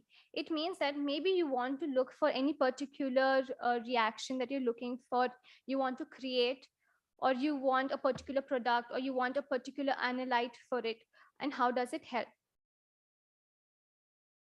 So SciFinder in retrosynthetic planning, it not only synthesizes or gives you a new option, it will also help you to scale up. That is, maybe you want the yield, you can increase the yield of a product. You're looking for 95%, 97%. You can go forward with any kind of alternatives for it, or you can also identify any new methods. Now, what I mean by new methods is that retrosynthetic analysis gives you two kind of spectrums. It gives you an experimental and second is your predictive. So when I say that new methods and development, it is your predictive. And this also helps the researchers to understand various permutation and combinations for particular reactions. Now, there is one of the searches, that advanced searches, that I would want to show to you is with respect to substance search. Now, in substance search, as I mentioned, that you can type the query and go forward with the search. The second way of doing it is by structure search. For example, you have a structure and you want to know the information of that particular structure. How will you go forward with it? You need to go on a section called as a draw, which is a structure editor. Once you click on it, you can type a registration number, you can type a smiles or an Inchi code. So right now I've taken an example of the same fluconazole and I had copied the registration number. I am pasting it. You need to click on this particular icon and you'll get your structure into your structure editor. Now, what is the use of structure editor is that if you want to add any particular atom, that be a carbon, any sulfur, phosphorus, you want to make changes in any particular bond, a single bond, double bond, any stereoisomers, or also addition of any fusion rings. Now, but there might be a question that, okay, Nita, I cannot see any particular rubidium over here. From where should I find it? You need to click on the periodic table that says select an atom to draw. Once you select it, you have the periodic table from which you can select. So when I want to make any particular changes, for example, I'm taking rubidium. So click on it, go to your structure and give it a small click. You'll see that there will be a change. The other options is you have various shortcuts that is you want to add maybe an OH group or a COH group. It is the same. You need to click, go on your structure and click on that particular place that you want to make the changes on. If there's any particular hydrogen that you're looking for, any particular metal, any cycle, any heterocycles, you have all of these options in variables. In few of the patents, if you observe that you have structures which speak about the R groups and you want to make these R groups in your search also. So you have that option, you can go to R. Now there are total 20 R group definitions and each R group can have a combination of total 20 permutation combination of an atom or a variable or a shortcut. So for example, in R1, my atom is, you can say, I'm taking a potassium. For variable, I'm taking any particular halogen. And with a shortcut, I'm taking an OH group.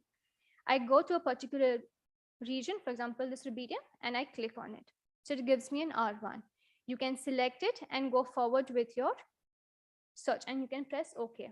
So that will get directly searched into your substance search interface. Now, we also sometimes make, as a researcher, we have a long structure of a chemical compound, which maybe you've taken like 5 minutes, 10 minutes to do the search. And you really cannot spend another 10 minutes, 15 minutes to do that structure again and again. So what can you do is you can save this particular template. How would you do that? You can go to this particular option which says save as templates, click on it and give a particular. So I'm giving, for example, new 23 and I press OK. So once you do that, you can press on OK and it will give you the particular results. If you want to go forward with the structures or where can I find it, just below R, there's a structure templates. You need to go, you need to go down. In my templates, you get all the templates that you're looking for. Select it, drop it on your structure editor and press an OK. It will directly take you to the search. So this is how we've covered up right now searches with respect to query, with respect to the structure. And yes, I think that is all right now I've covered up. And if you have any questions, please feel free to ask, or you can also email at info@acs-i.org. Just a reminder, if you are a classic SciFinder user, kindly migrate your answers by 30th of November. It's because it's going to get migrated to SciFinder N. So does anyone have any questions or can I call it off? Okay. Yes, yes. So for that, I guess you can have a word with Lakshana ma'am and maybe she can help you with it. Yes. Mm-hmm. Mm-hmm.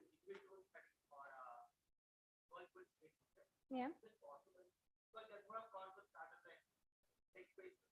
Yes, so you can go on the concept section. I'll just take this one question. So when we went on the substance, for example, I'm just taking for today's case and I'll show you how the filtration. Mm-hmm. Okay, just give me a second.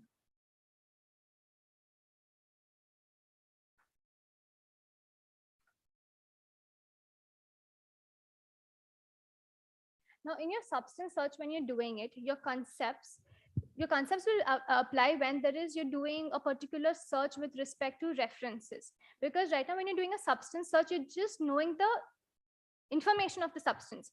You can, for example, fluconazole, it's just a substance.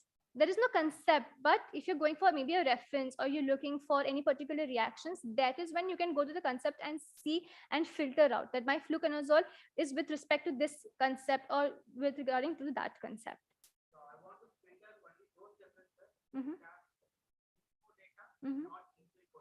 Okay. Yes, it is possible.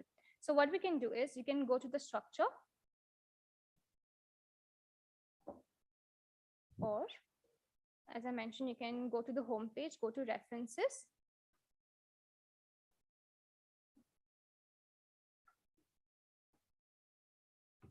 Okay. Now, according to your question, you can use a Boolean system also, which means that maybe you want to add something. Do you want to add something? You want to exclude something, or both you want to do.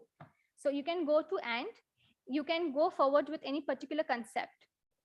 You can type your concept. If there is something that you do not want to include, so you can go to not, go to your concept and type your concept and go forward with the search. So it will filter out. Yes. I'm so sorry, but I really cannot hear you. Just give me a second.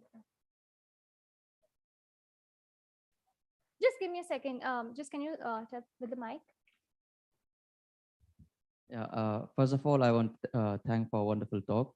My question is that how updated is SciFinder N? Because if you are aware, one more database which was developed by elsewhere called Reaccess. According to one of their employee, when he was delivering a speech, he mentioned that Reaccess is more accurate as well as more updated as compared to SciFinder N. Okay. So suppose if I'm a chemist and I'm going to modify or I'm going to develop new molecules. So suppose if I have drawn or if I have prepared a molecule and I want to check for the novelty of the molecule, there he claimed that Reaccess is much reliable and much updated as compared to SciFinder. So if I'm going to ask you, how updated is SciFinder, would you please? Okay. So with respect to that, if I want to know how and when the updation takes place, for example, I have made a search. I'll just show you with one of the examples. In your search and alert, which is the bell kind of an icon, I've made a search of pencanazole. Okay, this is one of my searches. Now you can search an alert. Now, what does it alert mean? Thank you for the question. So with the alert, you can do it monthly, weekly, and as available. What does that mean? It means that any updation with respect to, it can be a substance, it can be a reference, a reaction, it can be any biosequence, any particular alert that you create for that particular compound. For example, I have created an alert for the substances related to penconazole. So anytime there's any kind of updation with this respect and I select as an alert and as available, it will give you the notification. For example, I've created as available and maybe today by the end of the day, a new updation has happened. It is going to give you the alert that there has been an updation and this is an alert and this is a new updation that has taken place. Does that answer your question? Thank you. Okay, so I'll call it off for today. I want to thank all the committee members of JSS for inviting us, and I hope I was helpful to answer your questions. If you have any doubt, you can feel free to mail us, or even any query, any suggestion. If you want any particular section to be in detail or any training, you can go forward with the request and we can come forward with the training also. Thank you so much. Have a nice day.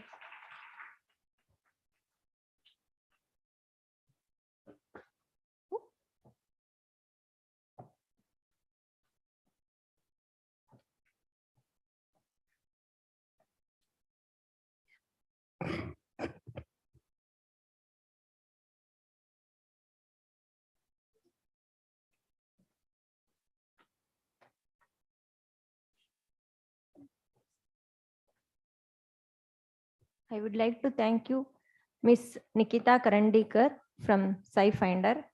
Thank you for your wonderful demo, ma'am.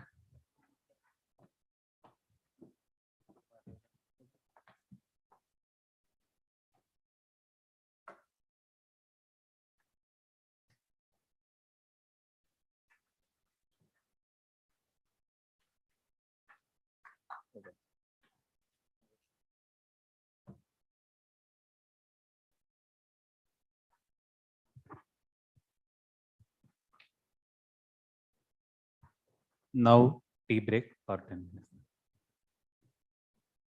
For 5 minutes only, because next resource person is waiting. That's why.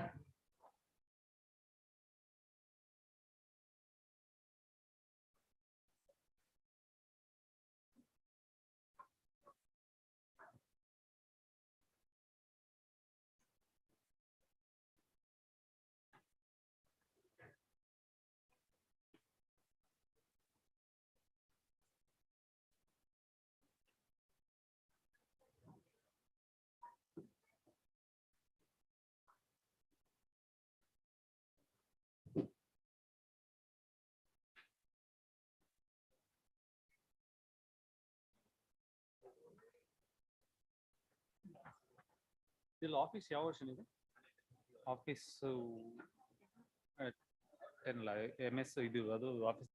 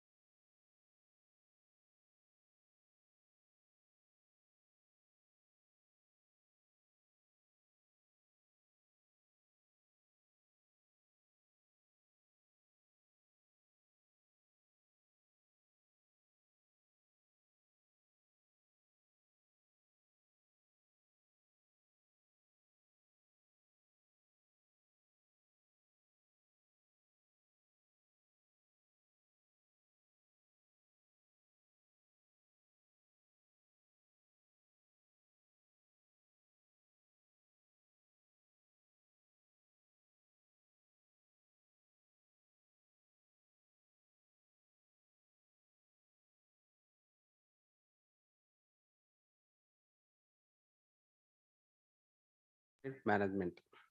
He is serving as a nodal officer, university e-governance cell, and mock coordinator. He is also a master trainer of NEP 2020 for affiliated college, Tumkur University. He has authored a book, edited a few conference proceedings, and published and presented 24 papers in national and international journals on conferences. Some of his papers have received a Best Paper Award at conferences. He has delivered more than 100 invited lecturers as a resources person at several UGC HRDCs, national and international seminars and symposia. Once again, welcome Dr. Rupesh Kumar. Take over the session, sir. Please.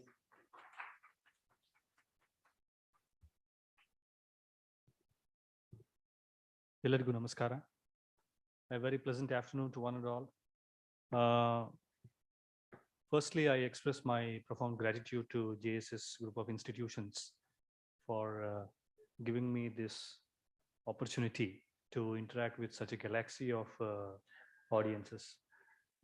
It's not everywhere, every time that I get such a huge audience. So I take this as an opportunity to interact with you.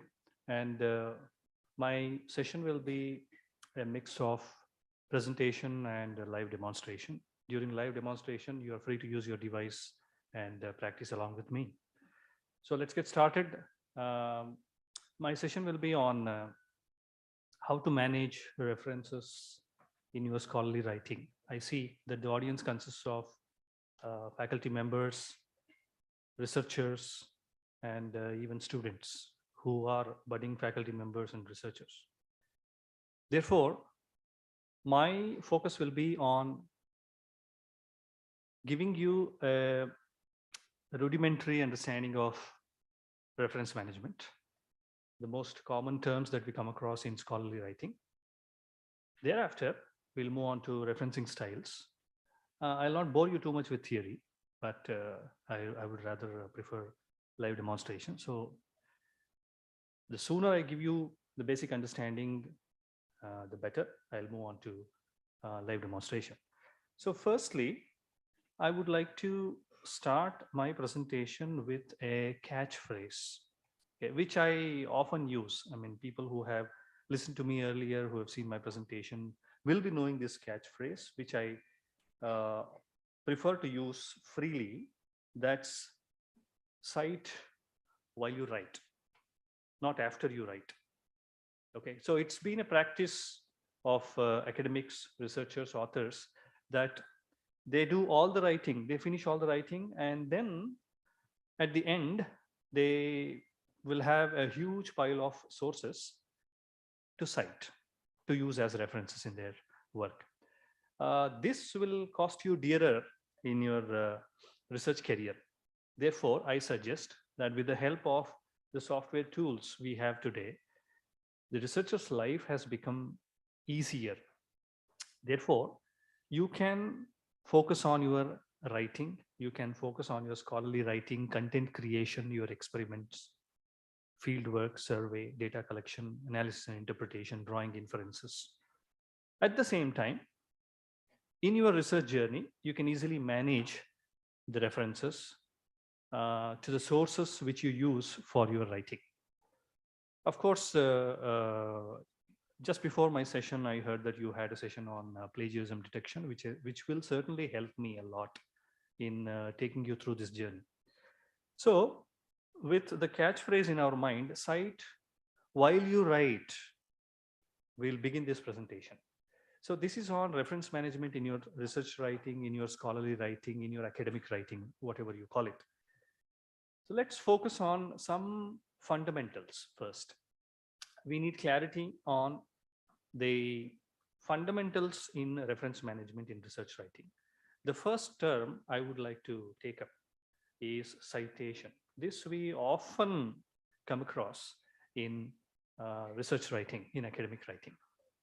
So what is a citation? A citation is the mention of a source in the text of your academic paper or scholarly paper. In this context, I'm using the term academic paper or scholarly paper to mean to include all kinds of scholarly works, be it book or a chapter in an edited book or a conference paper or even a presentation for that matter, or an article to be submitted to a journal or a preprint or even a technical report or a survey report, any kind of scholarly work. If you are borrowing an idea or concept or some content as is, which I'm sure you will, you have to cite it. You have to cite the source within the text of your paper. So that part in which you mention the source from which you have borrowed some content or idea or concept is called a citation. Citation. In a way, you are saying thanks to the person who gave you that idea or content or concept. So it's an acknowledgement. It's a way of saying thanks. Just because I have borrowed 3 words from a journal article published by an author who stays in England, I cannot fly to England, give him a flower bouquet and say, thanks, I borrowed 3 words from your article. There is an academic way to it. There's an academic way to say thanks to that particular author. By doing so, you are giving credit to that particular author who has been responsible for generating some idea which has been useful in your writing. This is citation. So you generally find citation in the text of an academic paper. But you may ask me, a book will have a lot of details, a lot of publication details. For instance, name of the author, name of the chapter, or name of the book itself, call it title of the book, and the publisher's name, year of publication, page number, and all these details. Should I include all these details in the text of the paper? No. If you include all these details in the text of your paper, the reader of your paper will get deviated from the main argument, from the focus of your paper. Therefore, you're going to keep the citation to the minimum and give the full bibliographic details at the end of your paper. And this list is known as references. Call it references, works cited, reference list, one and the same. Therefore, the list at the end, which you call references, will include the bibliographic details of only those sources which you have cited in the text of your paper.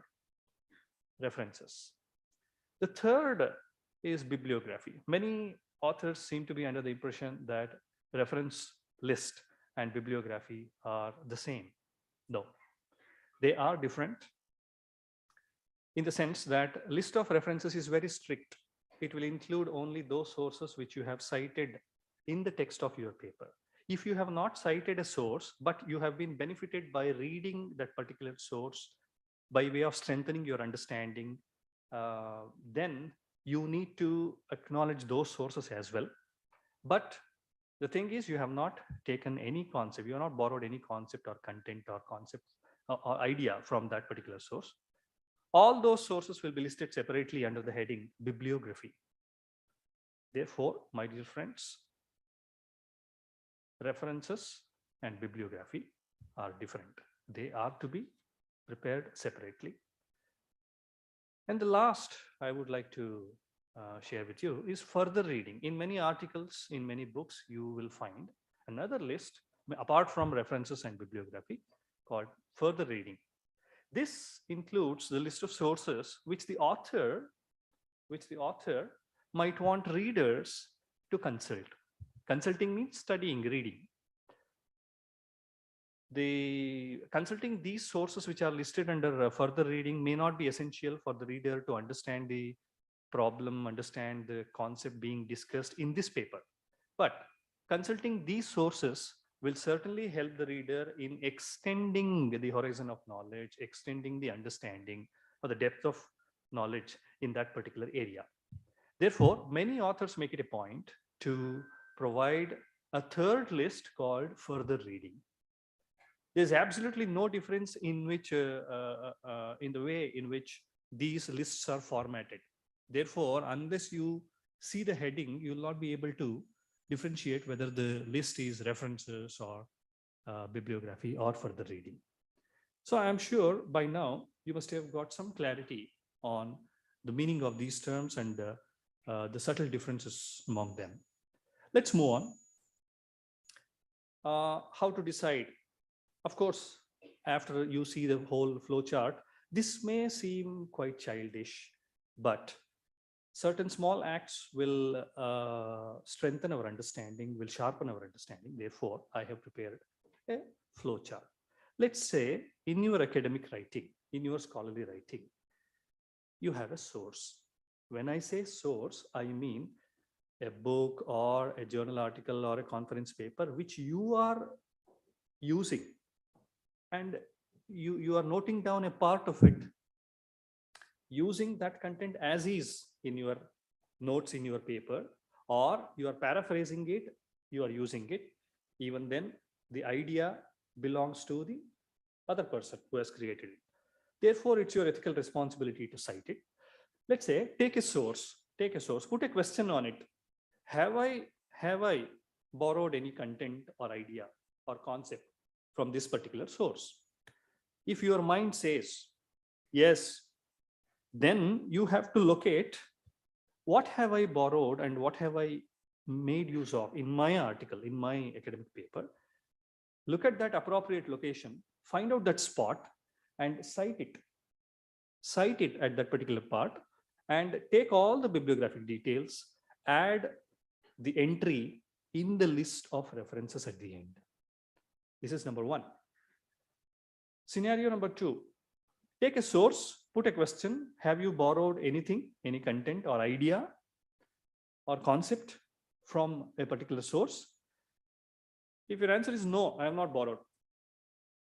The second question is, have you been benefited by reading this particular source in some way or the other?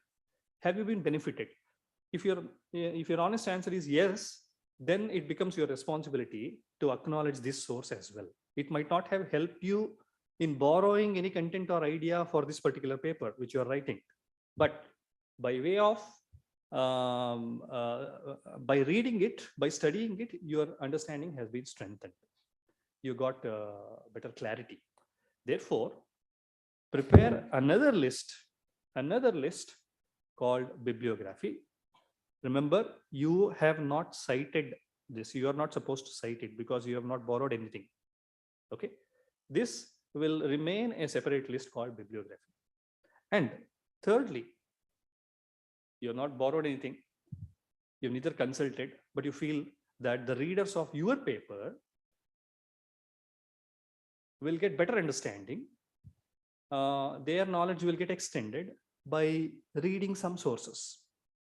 Okay, it's not a part of your research, but you are giving a future direction for the readers to pursue research in some area. All such sources will find place in a separate list called further reading. Further reading. Okay, so a responsible author, a responsible researcher will make sure that he or she consciously cites each and every source, gives fullest bibliographic details in the list of references, also prepares bibliography to acknowledge those sources by consulting which he or she has been benefited, though nothing has been borrowed. And the responsible researcher or author also makes sure to guide the researcher in which way to move forward. After reading my article, where to go next? That is further reading. Okay. Perhaps I feel that this flowchart and the corresponding discussion might have helped you get some idea as to how to go about reference management, how to start reference management. Okay. Now on to some examples. Okay. So I have extracted an introductory paragraph of an article here, and I have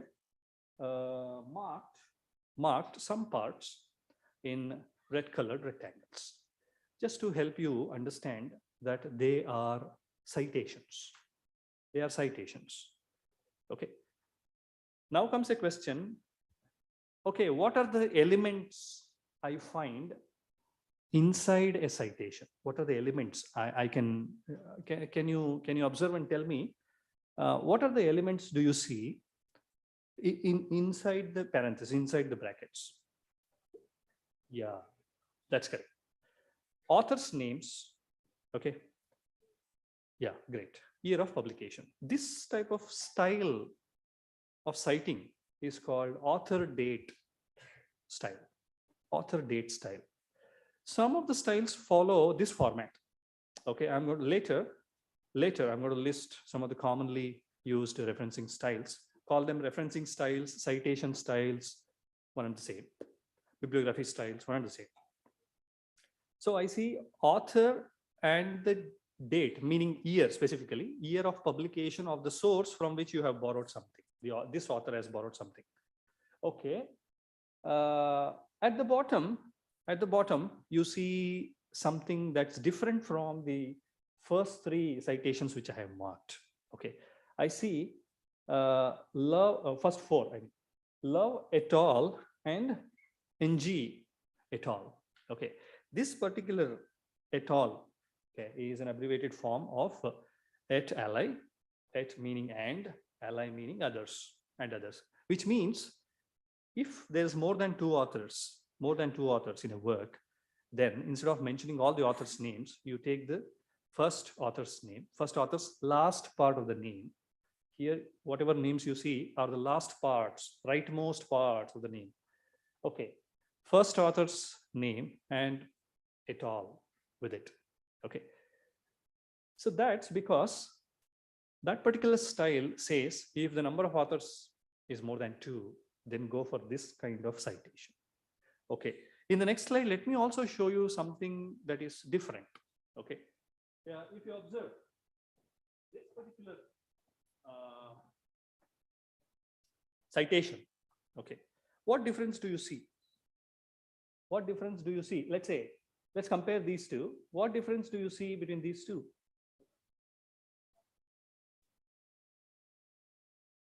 No, here. Okay, let's make it simpler. Let's take only one author. Compare this citation, only one author. Let's see, or this one with this. What's the difference? This is also a citation. What's the difference you see? What's the visible difference? That's correct. What is within brackets here?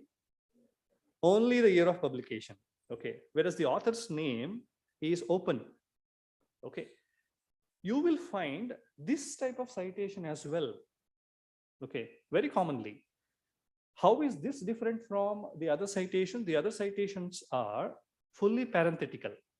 They come at the end of the statement, end of the sentence. They are apart, they are separate, they are separable.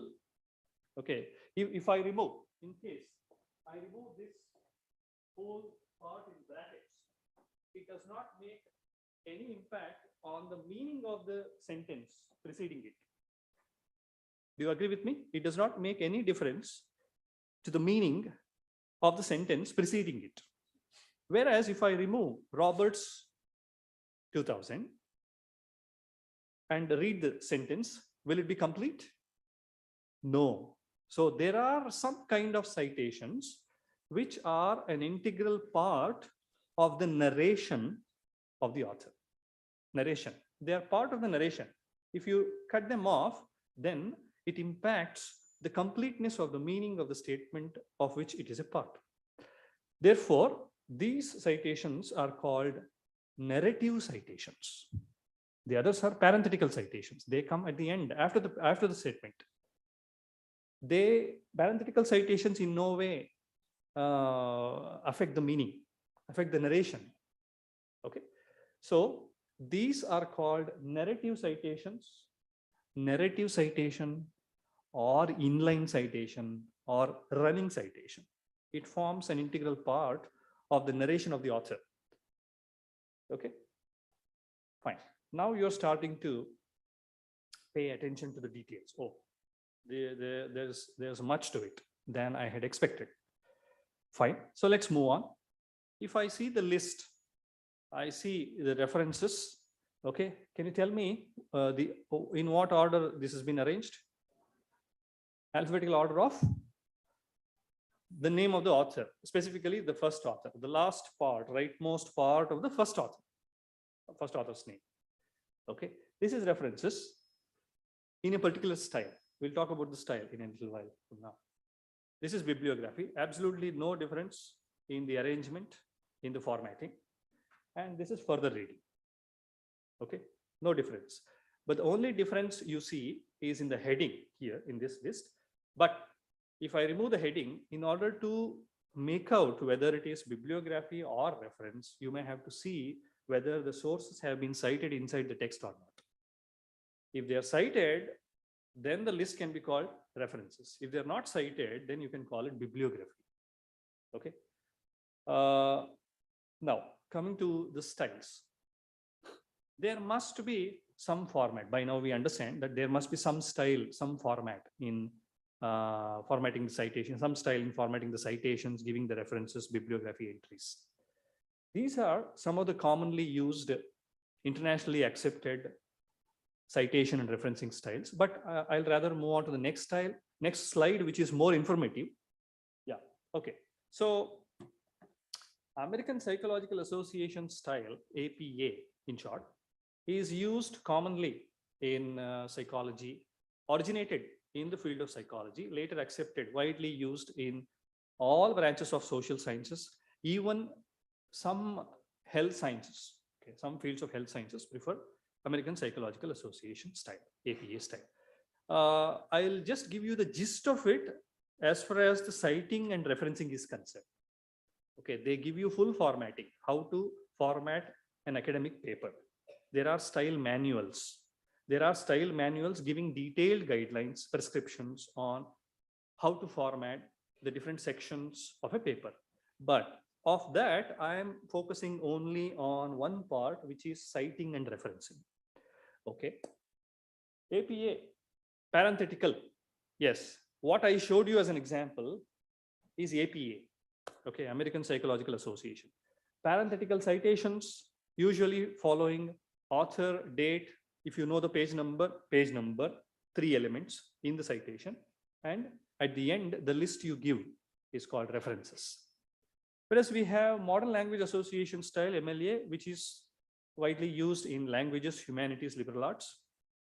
Also, parenthetical, author, date, page number, without date, author page number. But the list of references is not called references, it's called works cited. Works cited, easier to understand, works cited. Okay, in the field of sciences in general, Vancouver style is the most commonly used.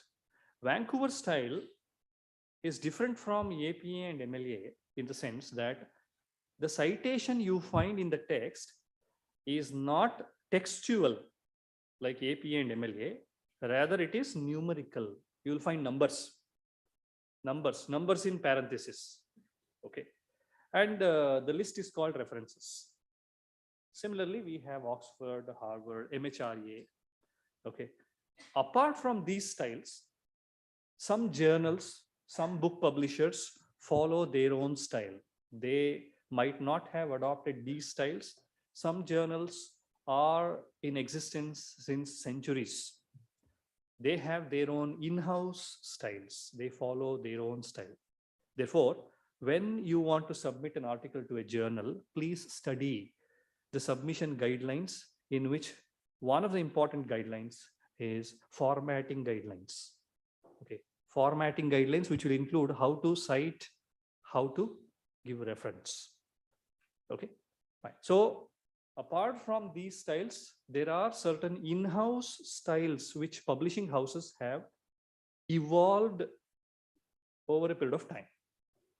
So let's move on to the practice part. So the practice, why should I practice? Why should I cite? Why should I give reference?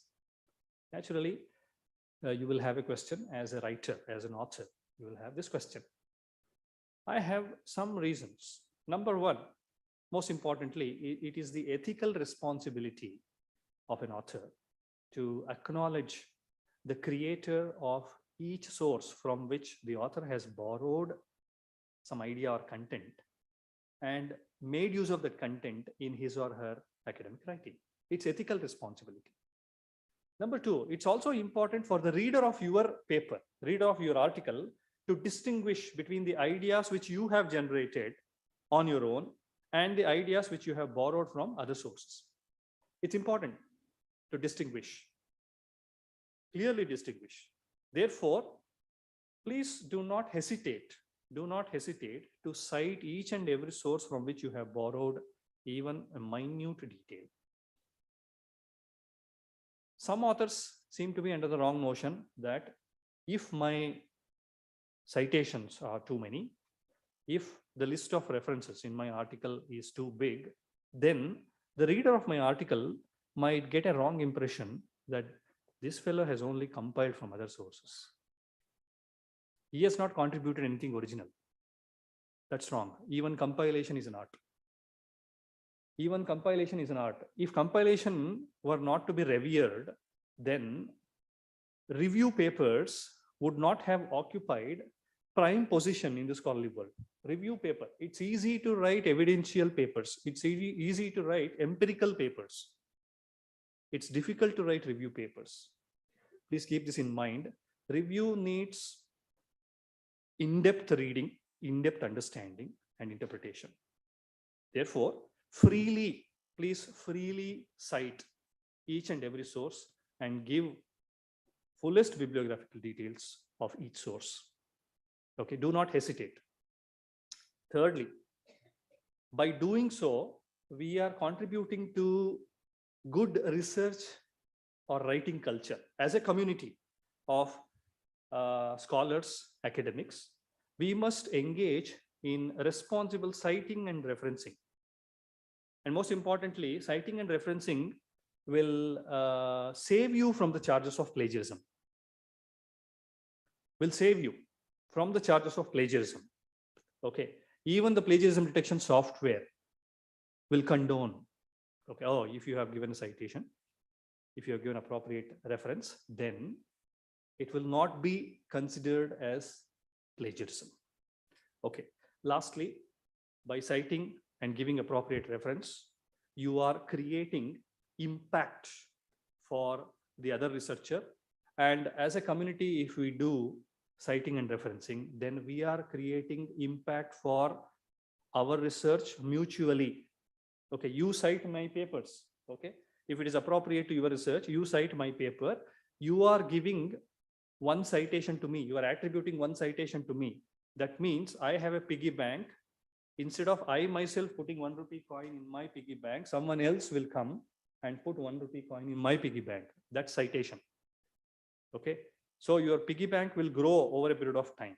That means number of citations will grow. Your research impact will eventually increase. Research impact. Impact is nothing but the utility of your research, the usefulness of your research to others in your field or in related fields. Okay, so that's a different domain. I will not get into research impact, measurement, creation and all. Let me stick to reference management. Okay, so now we are quite convinced that we need to do citing and referencing. Now comes the question, how? How? Many of us say, I don't have time. I don't have time to even write. Then you're asking me, in addition to writing, I have to keep track of all the sources. How is it possible? Okay, it is possible because we have software for doing this job today. So that's the crux of my session.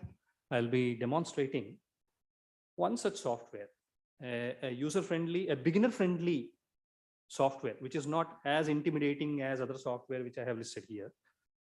It's easy, simple, intuitive. You can simply get started without even knowing what it is. You can simply get started. Okay, so I'll not focus on manual reference management, which was the order of the day earlier.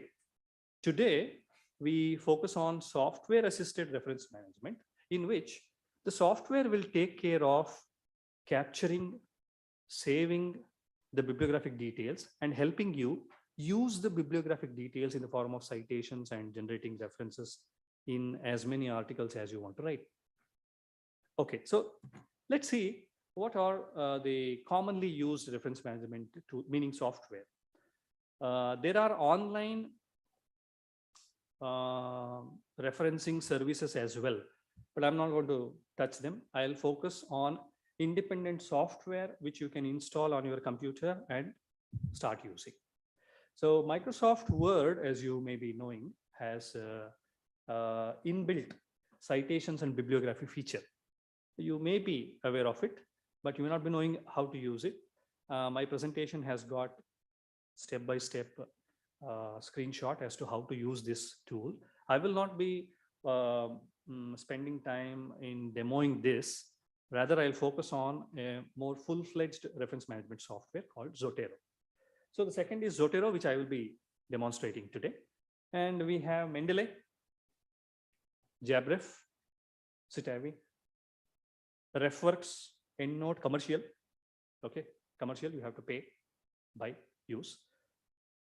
For your and my reference management needs, Zotero is much more than enough. Therefore, I'm going to start the installation. Okay. I'll share this presentation with the organizers. You can use this presentation at leisure to see the slides and practice. This contains the step-by-step screenshot on how to use inbuilt citations and bibliography feature in Microsoft Word. That's number one. And how to install Zotero. If Microsoft Word citations and bibliography feature suffices for your needs, then you can be satisfied with it and then use it. But there are a couple of limitations. Number one, you need to manually type the details of the sources which you want to cite. Manually type who are the authors, what is the title, who is the publisher, what the year of publication. All this you have to type. Manual typing, waste of time, especially in a day these days when most of the sources which we use in scholarly writing are available online. Okay, so naturally an author will get a question in mind. Instead of manually typing the details, if I had a mechanism of automatically capturing the bibliographic details from the web page where the source is available, it will save a great deal of time. That is one of the limitations of Microsoft Word citations and bibliography feature.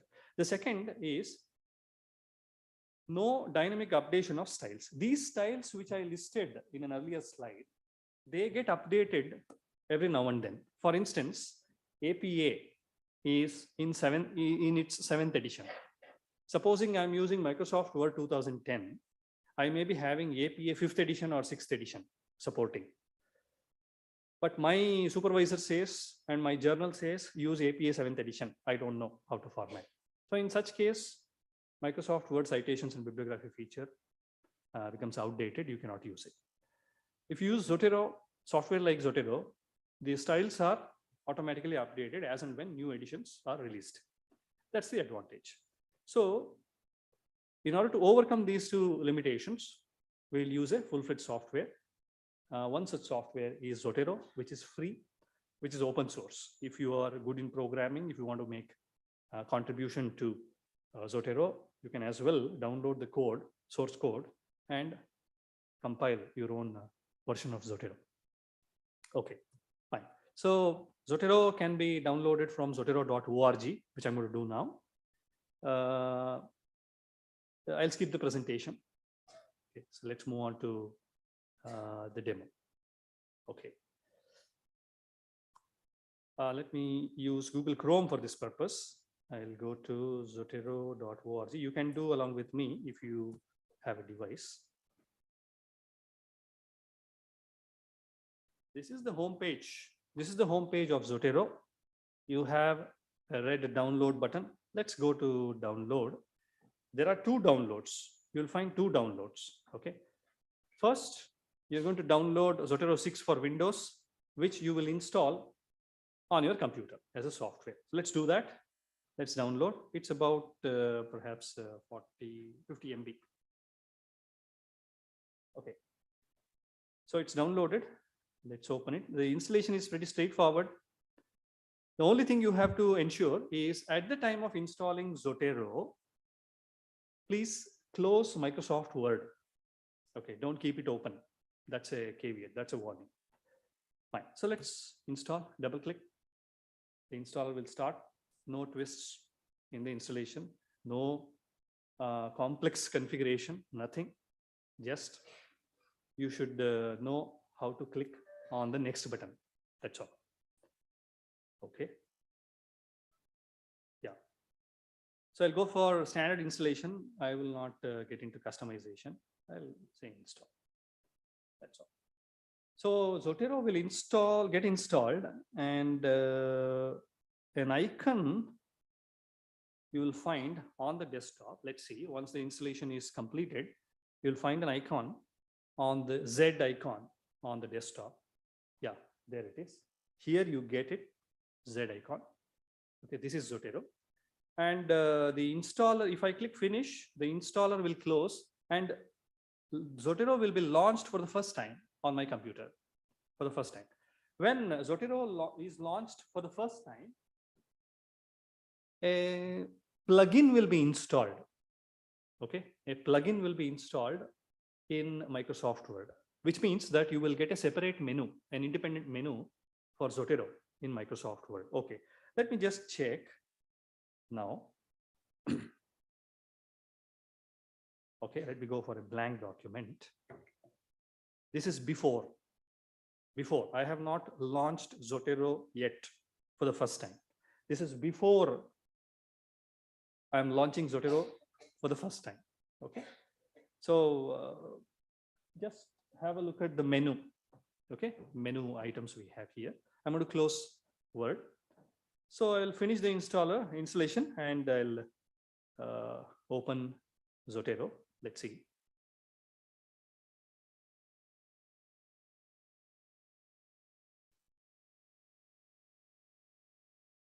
Okay, installing Zotero integration for Microsoft Word. It's become a habit for me. Therefore, I noticed it. You will also notice it once you repeat the installation. Okay.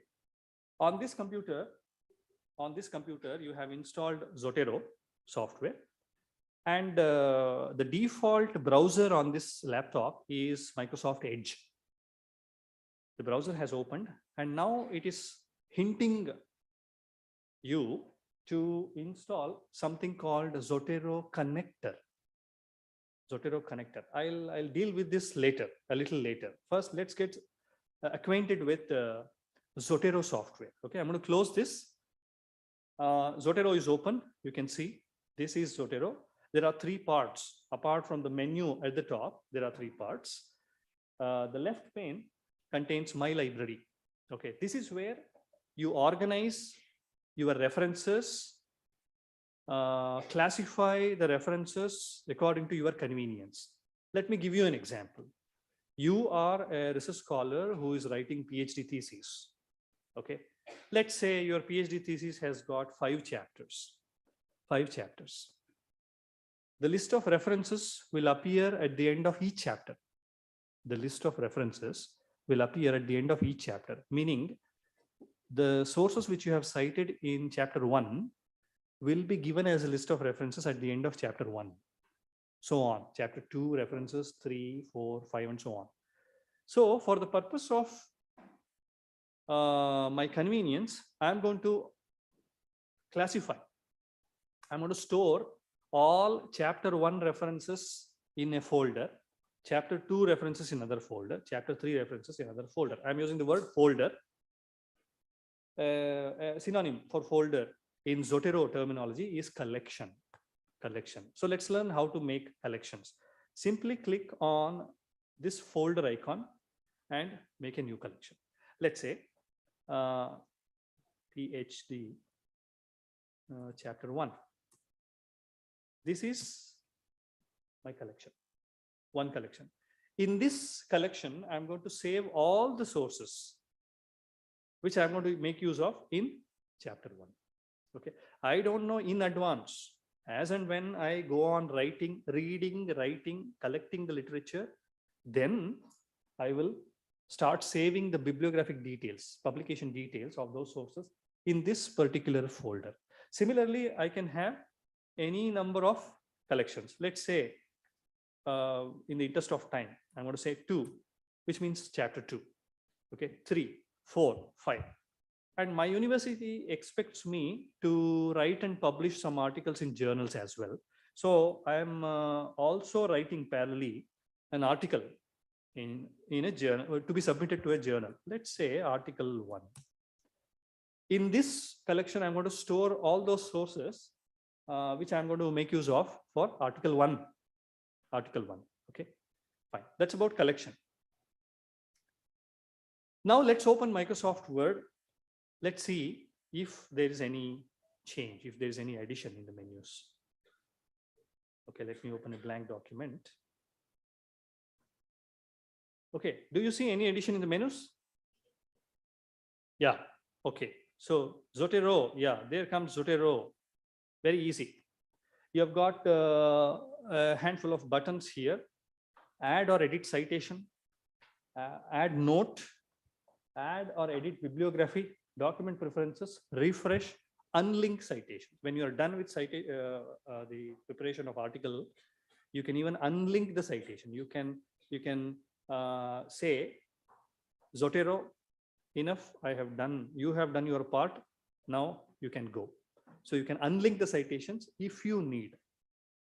If you want to make it fully text paper, you want to make your citations also as text, simple text, plain text, then you can unlink the citation. Okay, let's not worry about that. So what I'm going to do now is I'm going to write the article. Okay, as and when I borrow something from a source, immediately I'm going to put a citation there. This is what is called cite while you write. Insert the citation. You can generate reference at any point of time later. Cite while you write. Okay, so let me assume that I am writing an article. I'll generate some random text now. Okay, this is my article.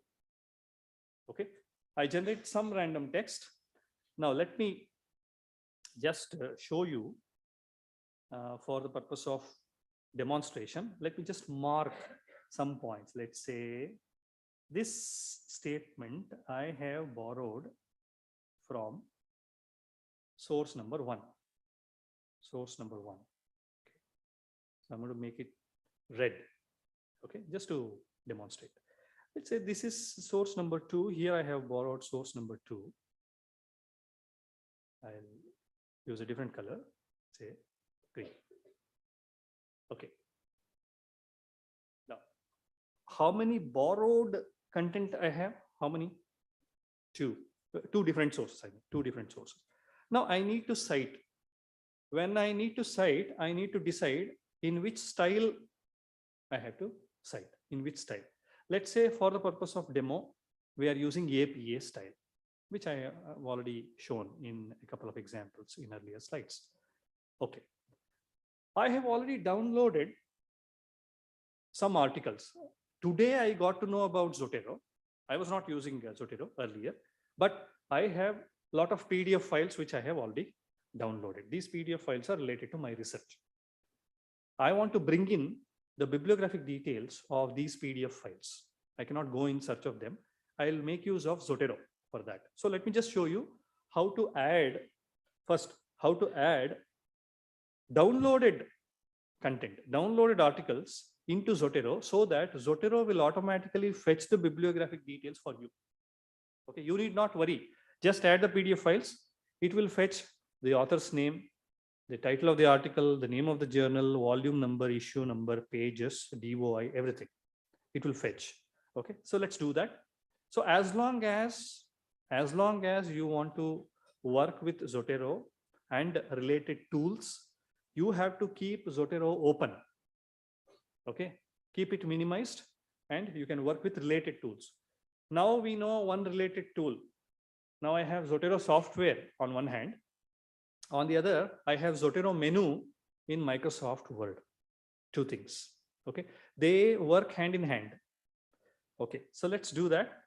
I have some sample downloaded articles here. Let's say 5 articles for the purpose of demo. These articles I had downloaded earlier. Now I want the bibliographic details. Instead of opening the article and manually noting down the names of the authors and the title of the article, name of the journal in which it is published, volume number, issue number, I will let Zotero do that job. Okay. First, I will drag and drop one article, the first article. Okay. Zotero is here. So I'm going to drag and drop Bryson 2012. Okay. I'm doing this for my article. Therefore, first you have to choose which collection you want to drop this in. Okay. I'm doing this for article. Okay. So I'm going to drop it here in the middle pane, and Zotero will take care of in some time. It will take care of fetching the details. Okay. Now this was not there. I did not drop this. I dropped a PDF file. Now you can see it has fetched the details. On the right hand side in the pane, you see the details of one single source. One single source. In the middle pane, you see the list of sources which you have saved in a particular collection. So what is my active collection? Which is the collection in which I am working in Zotero? Article 1, that's correct. Article 1. Okay, any source you want to save, it will get saved in Article 1. Okay, fine. So now let me drop the other 4 articles just to check whether Zotero is capable of fetching the bibliographic details of multiple articles at once. Okay, fine. Okay, I have dropped 4 articles. Let's see. It's fetching. It is fetching the metadata. Let's see whether it will be successful in fetching the bibliographic details for all the 4 articles. Yes, it's done. Okay, now the magic is that you can use these sources in any number of papers. Any number of papers. Now, how to use? Let's say, for instance, I have borrowed, let me go to Microsoft Word. I have borrowed this red part of my paper from this particular article using research papers, citations, referencing and plagiarism by Bryson. I have borrowed it. Let's assume I need to cite next to this. Usually, you know that APA is parenthetical citation. So I'm going to give a space here. At the cursor point, I want a citation. Citation to which source? Bryson. Okay. I don't know any other details. I just remember the name of the author. Bryson. Okay, fine. So I'm going to go to Zotero menu and click on the first button, add or edit citation, because you're trying to add the citation. Okay, click on add or edit citation. This window will appear. This is a one-time process. In every article, whenever you are inserting the first citation, Zotero will ask you which style do you want to follow, which style. So a bunch of styles will come bundled with Zotero. Okay, updated styles. Now you can see a list of styles here, alphabetically arranged. So the style I want to use is American Psychological Association 7th edition, which is the current edition. This may not be available in your Microsoft Word built-in citation and bibliography manager. So I'm going to click this and click OK. This means that in the whole of the document, now on, I'm going to use APA style. Zotero will understand that. It will automatically, okay. Now you will get this box, a small red box where you can type anything you know about the source which you want to cite here. Okay. So what do you know? You know the author's name. Okay. Bryson. It will match. Where is this coming from? Yes, it is coming from the Zotero software in which you have saved these sources. Unless you have saved it, this list will not come. Okay, so let's click on this and hit enter. Only one citation I want to do. Hit enter and you'll get Bryson 2012. In parent, you did not insert this, you did not type this manually. It was taken care of by Zotero. Okay, number one. Let's say, sir, I don't even remember the author's name. I don't remember anything. But if you show me the list, it will strike to my mind. Oh yeah, this is the article from which I have borrowed. Okay. If you are such a person whom list is to be shown every time, then you just need to go there, add a Reddit citation, click on this Z, you'll get the second option, that is classic view. Let's see how classic view looks like. Okay, classic view is much better to a person like me who is quite forgetful. On the left, you will get the list of collections. On the right, you get the list of sources saved in a particular collection. Okay, I'll simply click on Bryson. Oh, now I remember Bryson. You want to add a page number, specific page number, then you can add a page number here and click OK. Now comes another question. Sir, is it possible to get this classic view automatically every time instead of getting a red rectangle, clicking on Z and then clicking on classic view? Some people might prefer this. So how to get classic view by default every time? Okay, for that you need to make a setting in Zotero software. That setting is, you'll go to edit, preferences. You'll get a list of preferences. Preferences are nothing but settings. Go to site preference here and you will get two tabs. Okay, two tabs here. Let's go to word processors because we want to make a setting in the Microsoft Word, which is a word processor. Click on use classic add citation dialog. Just place a check. Click OK.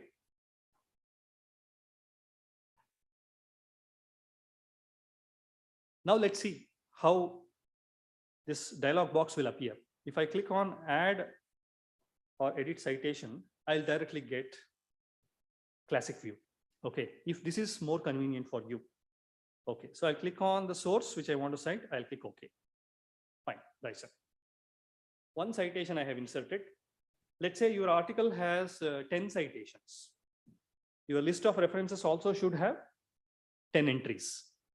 Okay, if you have cited 10 unique sources in the text of your paper, then the bibliographic details of 10 sources should be there in the list of references. Okay, let me show you another one.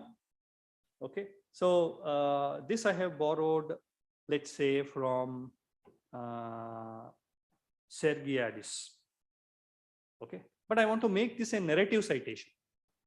I want to make this a narrative citation. I want to edit it. I don't want parenthetical citation. By default, Zotero will give you both author's name and year of publication in parentheses. I don't want that. I want a narrative citation in which only the year of publication will be in brackets. Author's name will be open. It will form part and parcel of the narration. So for instance, Sergiadis, I'm going to do it manually first, Sergiadis, and this is, let's say this is published in 2019. Okay, it should be like this, and I'm just giving you a feel of it. 2019 argues that the use of reference management software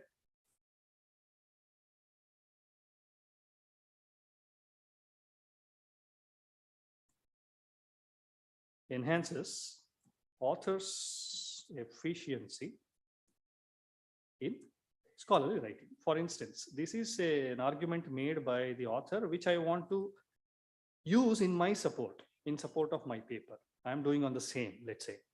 So this part, let's say this part, I want to be a Zotero citation. Zotero citation. So I'm going to remove this, and at the cursor point here, I'm going to click add Reddit citation, and I will click on Sergiadis, but I will not click OK because I want to change the format of the citation. I'll click on show editor. It is showing Sergiadis 2019 here. This is the default format. So I'm going to change however I want.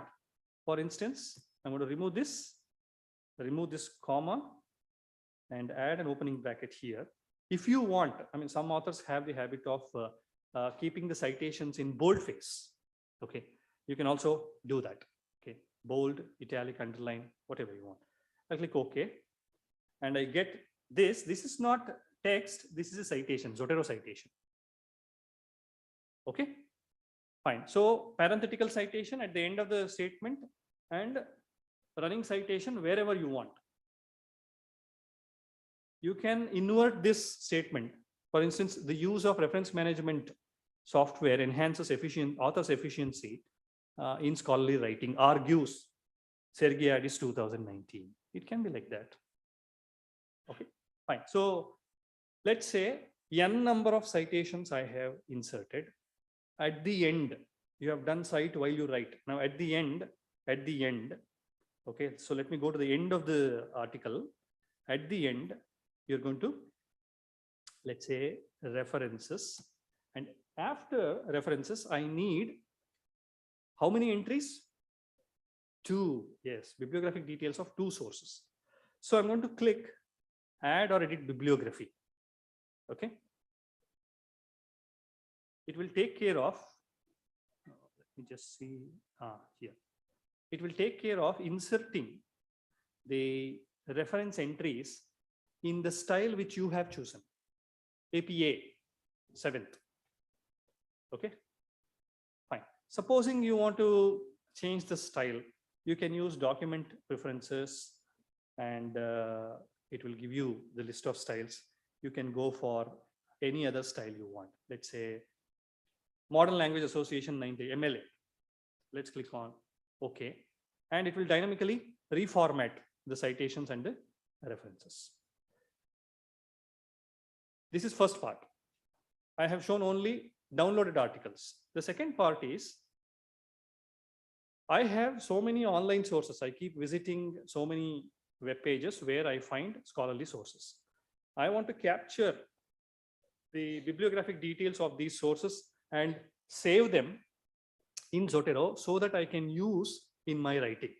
Okay, I might not have downloaded the article. I may not even have access to that particular article. I might have taken the article from some other source, but I want to save the bibliographic details for the convenience of using it in my academic writing. Okay, so how to deal with online sources, not downloaded, available somewhere. For that, you need to connect Zotero with your web browser, whichever web browser you are using, let's say Chrome or Microsoft Edge or Firefox or Opera or Safari, any web browser. Zotero has got integration tool with leading browsers. For the purpose of demo, I'm going to use Google Chrome. Okay, so I will go to zotero.org here. I'll click on download. And the second download I have got here is Zotero Connector. Zotero Connector. This is a browser extension which gets integrated into the browser.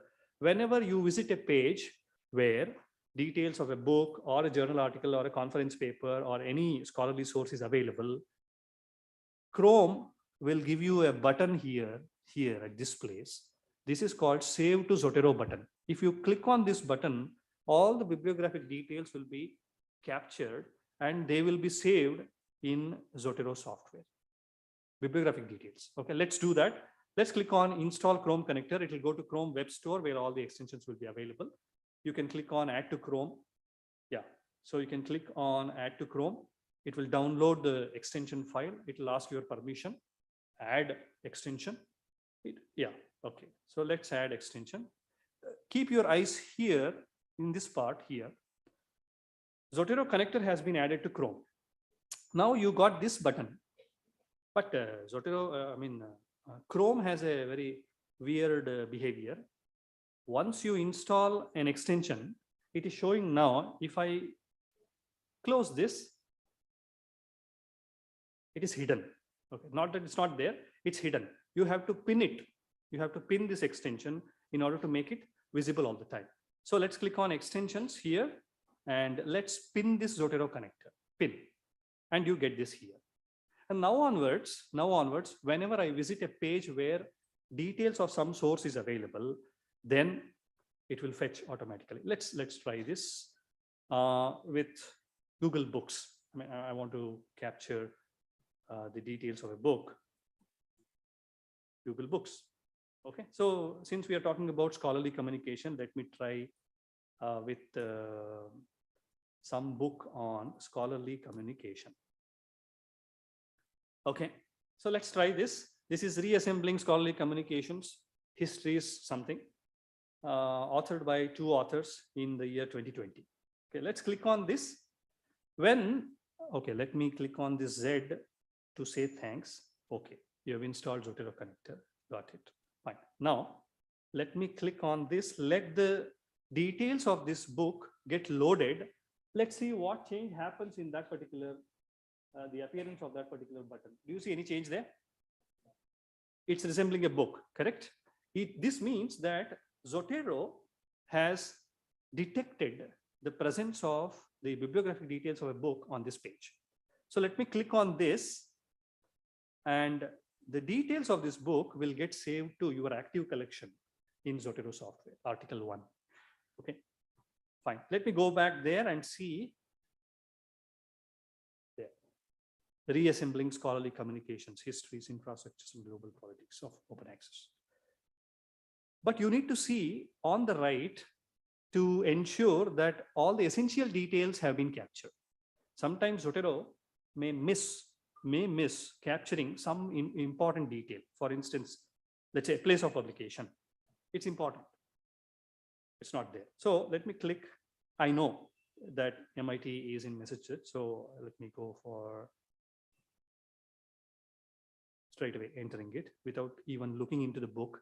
If you know the details, you can enter. If you don't know, get into the book, okay, the publication details of this book, and find out the exact place of publication, year of publication, and all this, and then enter it here, hit enter. Fine.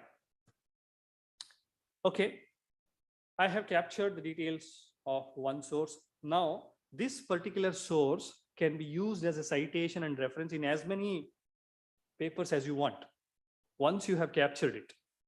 Okay. Let me also show you how to capture the details of a journal article, which is another common type of source used in writing articles. For that, I'll go to Google Scholar, which is commonly used, openly accessible, freely accessible academic search engine. Okay. Since I'm talking about reference management, let me go for an article which I'm looking for. I mean, I'm a man from library and information science, therefore I'm using this. It's up to you. It depends on your topic of interest, field of study. Okay, let me go to a specific article. Okay, here is the article which I'm looking for. I want to capture the details. Okay, I'll click on this and let it load. Okay, let the page load. And once the page is fully loaded, you see a change in the appearance of this icon again. It's resembling a white sheet, which means that Zotero has detected the presence of an article on this page. So I'm going to click this to capture the details of the article and put the details into my article 1 collection on Zotero. So I get this here. See, comparison of select reference management tools by Zen. Okay, as easy as a child's play. This is capturing and using. Now comes another question. What if the journal to which I want to submit an article is not using any of the styles? It's using its own style. That's a question. Okay. For this, Zotero has got more than 10,000 styles which you can import from the repository. It's got a repository consisting of more than 10,000 styles. The developers of Zotero and the active community of Zotero users engage themselves in developing the custom citation styles for the journals, for the conferences, which don't use any of the standard styles. Supposing, I mean, let's name a journal. I mean, I'm using APA or MLA, but this journal to which I want to submit the article does not follow APA, MLA, Vancouver, Harvard, Oxford, MHRA. It has its own style. Okay, let's see how to add additional styles. I mean, other than the styles which come bundled with Zotero software, how to add additional styles. This may be required for you in case the journal to which you want to submit the article does not follow any of these standard citation styles. It has its own style. Okay, so let's try this. Let's go to Zotero software. Let's open Zotero software. Let me take you back to the same screen where we set the classic citation dialog. Okay, so cite, you got styles here. Okay, let's see from A up to let's say Vancouver style. Standard citation styles are available. But I want to contribute a journal, contribute an article to let's say applied nursing research. Okay, this is the name of the journal, applied nursing research. This journal does not follow APA, MLA, Vancouver, IEEE, nothing. It has its own style. In that case, I want to follow the style of that particular journal. Then I have to first import the citation style file related to that particular journal. Okay, let's see. Now in this list, do you see, in this list, do you see the style related to applied nursing research journal? Do you see in the list? No, but I want to bring it. So for that, I'll simply click on get additional styles. A window will open. This window will take you to a place called Zotero style repository. Zotero style repository. You can see that today, as of today, we have 10,361 styles. Okay, let's search. Let's search. Okay, by the name of the, okay, yeah, I'm specifically searching. Therefore, I'm getting only one result here. So applied nursing research, it is available. It is available. So I'm going to click this, or I can hover my mouse pointer on this to see what is the format it follows. Looks like more or less APA, looks like that, but I'm not sure. Because it has a separate style, it's better to use that style. Okay, I'll click on this to install it, to bring it into the Zotero. Okay, I'll click on this. Now you see applied nursing research in the list of styles. So now onwards, not only APA, MLA, IEEE, in any of my articles, I can use applied nursing research style. It's a journal specific style. Okay, I'll click on OK. Come back to my Word article. And then I'll go to document preferences. Let's find out applied nursing research, and I click OK. So my citations, which I had earlier inserted, and the references will get automatically reformatted to the style of this particular journal, applied nursing research. Okay, so this is the way you can use Zotero for not only capturing and using citations and references in standard styles, but also specific styles used by journals. You can search by the name of the journal in Zotero style repository, and you can use it. Okay. Lastly, I had completed my PhD, let's say about 8 years back. For my PhD, I had manually formatted. I had never heard of Zotero. I had manually formatted the references. Now I want to import those references into Zotero so that in my future writing, I can use these sources using Zotero. How to import? Okay. So do I have about 5 minutes more? Yeah. I better ask you people. Okay. 5 minutes more? Okay. Okay. Yeah. I take it as 5 minutes. Okay. Fine. So how to import references let's say manually formatted references into Zotero, manually formatted. For that, I have an example file. Let me use that. Let me just show you how it looks like.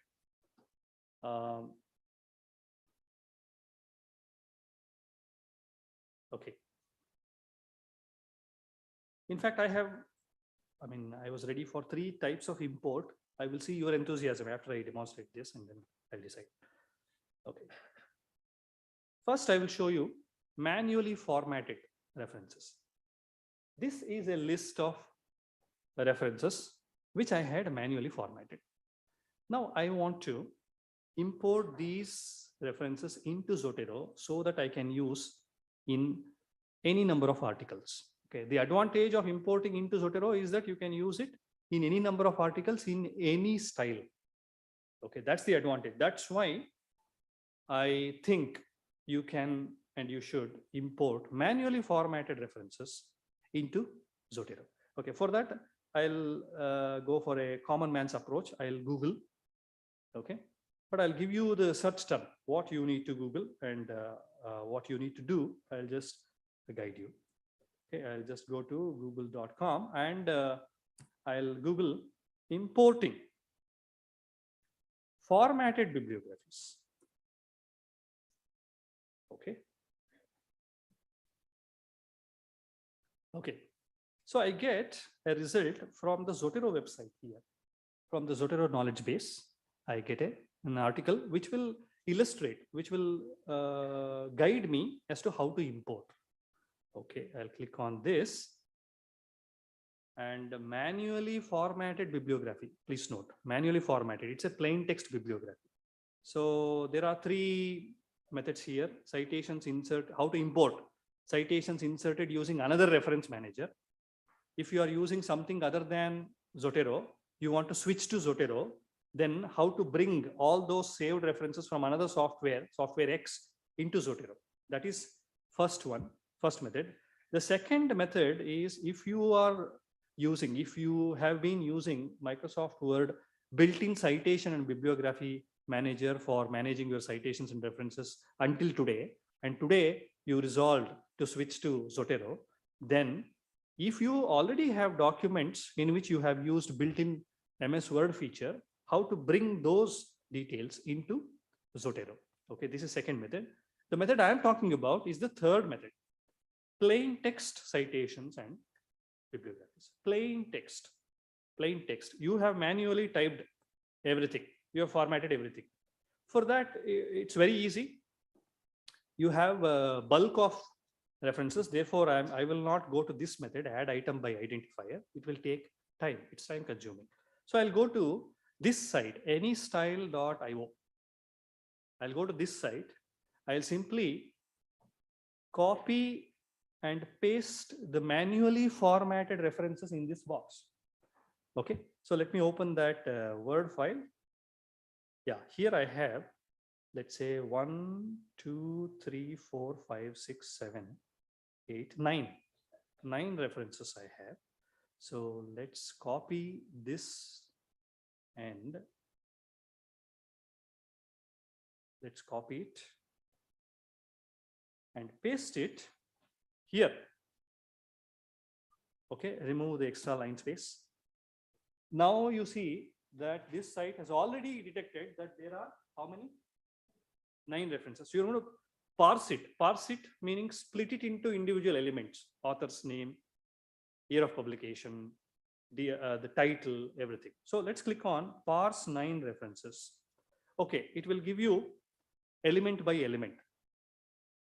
Since I have chosen this specific example, I have accurately formatted it. In case you want to make any change, you can make it here. So since I don't need any change, I'll simply scroll down and I will save this file. And I always prefer BibTeX format for doing all these import export tasks. It's the easiest format. So I'm going to click on BibTeX.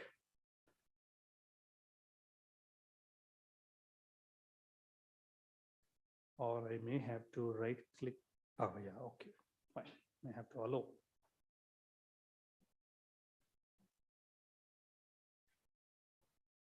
Okay, fine. So here you get anystyle.bib. Just like we have .doc, .docx or .xlsx, we have .bib, which is a bibtex file. Okay. So let's show it in folder. For the sake of convenience, I'm going to cut this and put it on the desktop. Anystyle.io, anystyle.bib is the file name. So now I'll go to Zotero. I'll go to file menu and I'll go to import. There are two options. If you have already copied, then import from clipboard. If you have a file from which the references have to be imported, then go for import.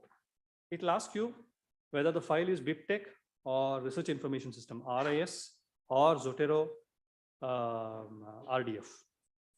Okay. So I have BibTeX. I'll click on next. It will ask me to choose the file. Okay. I'll choose the file. I'll go to desktop and I'll choose any style. I'll click open. Now, how do you want to place these imported references into Zotero? It's always better to keep them separately if you want. So I will leave it checked, place imported collections and items into new collection. I'll click on next. Now it is importing. It has imported.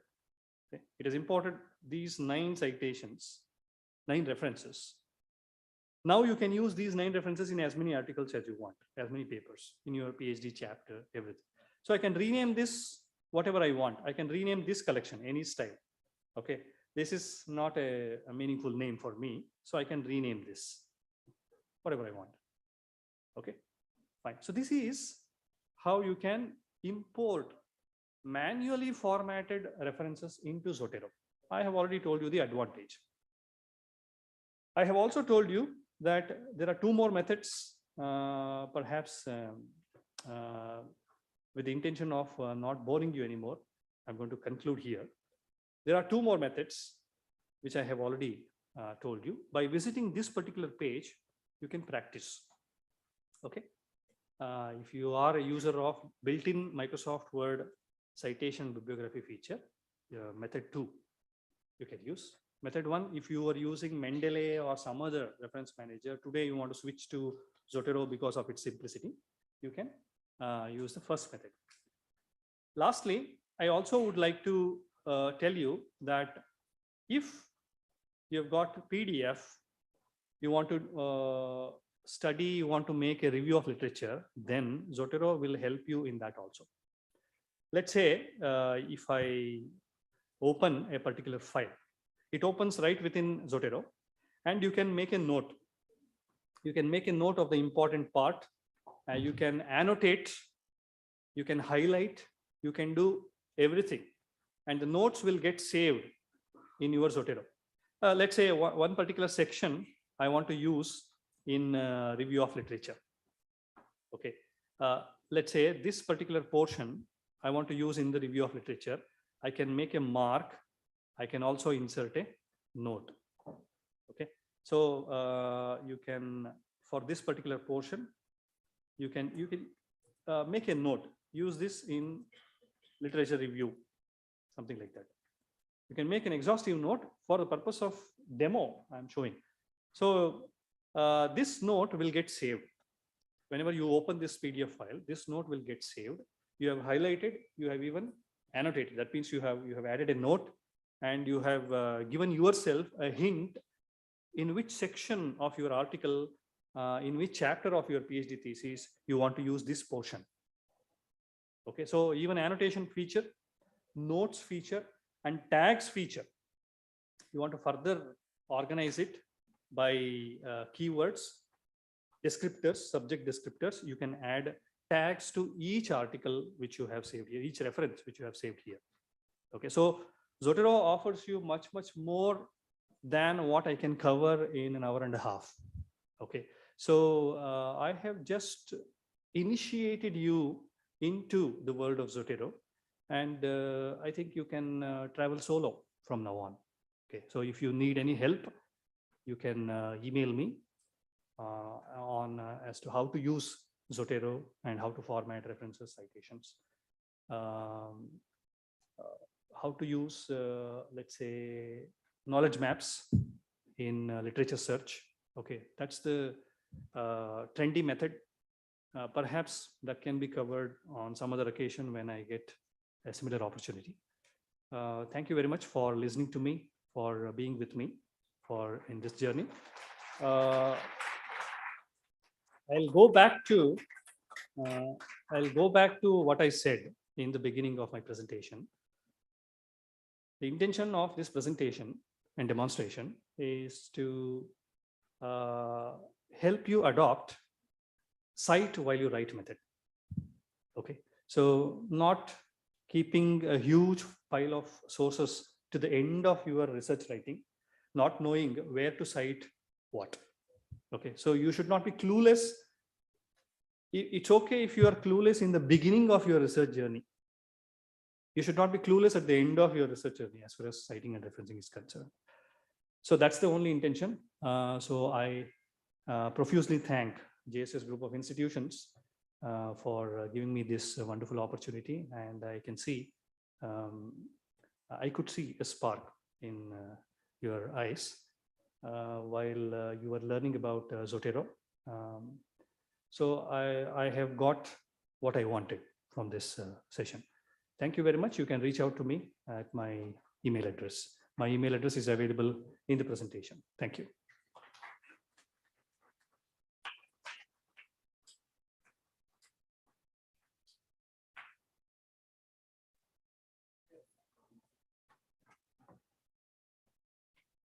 I would like to express our sincere thanks to Dr. Rupesh Kumar sir for his an excellent and informative session for Cite while Write. Thank you very much, sir.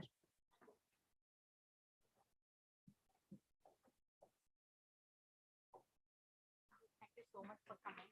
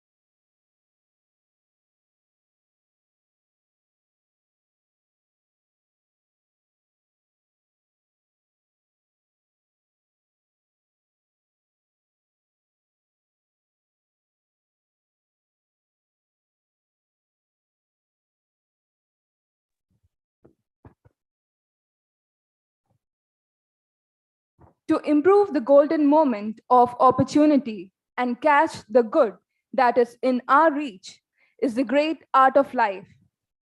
Good evening to one and all present here. Most respected chief guest, guest of honor, our beloved and well-acclaimed principals, all treasured invitees, reverend teachers, and the participants. We are all joined together here for the valedictory ceremony of 3 days workshop on the utilization of e-resources and enhancing research visibility. I, Bijisha Babaraj Nair, 5th year PharmD student, welcome you all on behalf of JSS AHER, Library and Information Center, Mysuru. Saraswati Mahabhage, Vidya Kamalalochane, Vidya Rupe Vishalakshi, Vidyam Dehi Namostude. O lotus-eyed Mother Saraswati, kindly bless us with knowledge and humility. To begin the auspicious occasion, I kindly request you all to seek the blessings of God Almighty with the invocation song by Ms. Shubhangi SL from 1st year MPharm.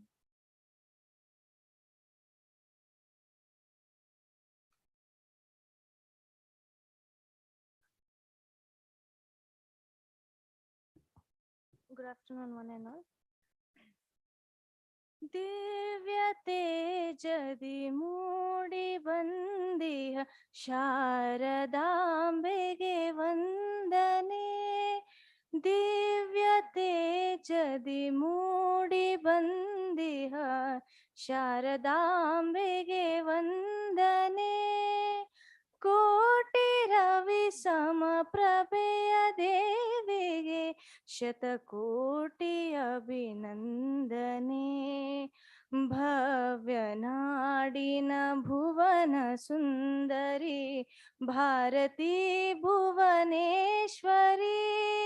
Bhavya nadina bhuvana sundari Bharati bhuvaneshwari. ಭಾಗ್ಯದಾಯಿಯೇ ಹರಸುನಮ್ಮನು ಬೆಳೆ ಕನ್ನಡದೈ ಸಿರಿ ದಿವ್ಯ ತೇಜದಿ ಮೂಡಿ ಬಂದಿಹ ಶಾರದಾಂಬೆಗೆ ವಂದನೆ. ಶಾರದಾಂಬೆಗೆ ವಂದನೆ. ಶಾರದಾಂಬೆಗೆ ವಂದನೆ. Thank you.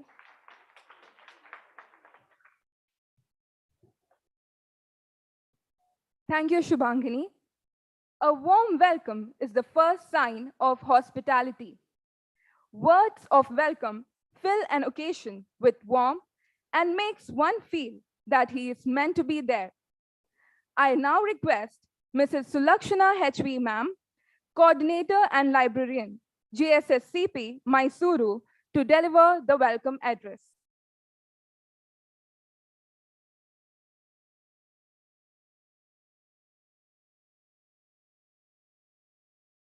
Jagadguru Shri Shri Shri Shivaratri Deshikendra ಮಹಾಸ್ವಾಮೀಜಿಯವರ ಪಾದಕಮಲಗಳಿಗೆ ನಮಸ್ಕರಿಸುತ್ತಾ good evening one and all to all gathered here. On this auspicious occasion, I would like to welcome you all to the valedictory function. Stars are shine at night. Some stars shine in bright daylight. It's our pleasure to welcome one such star, Shri C.C. Iremat sir, Finance Officer, JSS AHER, Mysore. I welcome you, sir.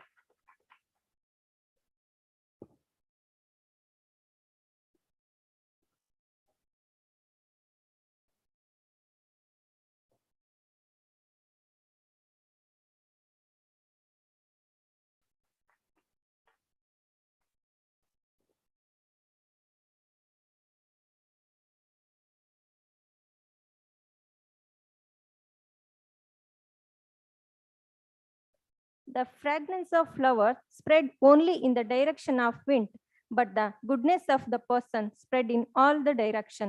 Be such an inspiring person Miss Kokila MS Madam, Deputy Register, JSS AHR, Mysuru. Welcome you, ma'am.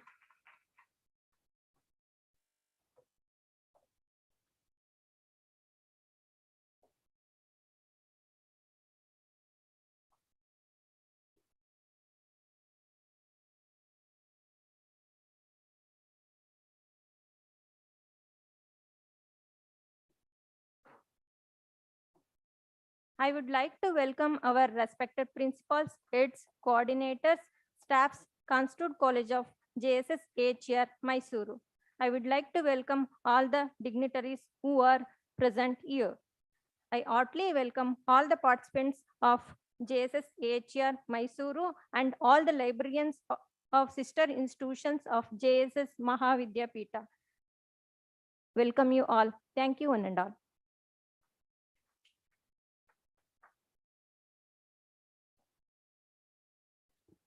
I now request Ms. Sheba Pakkan ma'am to present the report of the 3-day sessions of the workshop.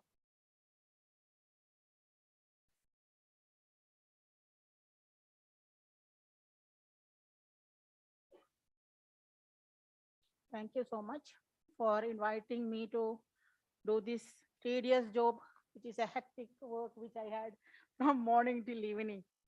I had gone through the sessions and very happily I would like to say that this session was wonderful and 3-day session was very informative for the research world. The 3 days workshop on utilization of e-resources and enhancing research visibility. Library and Information Center, JSS Academy of Higher Education and Research, Mysore, successfully hosted 3-day workshop on utilization of e-resources and enhancing research visibility from 15 to 17 November 2022.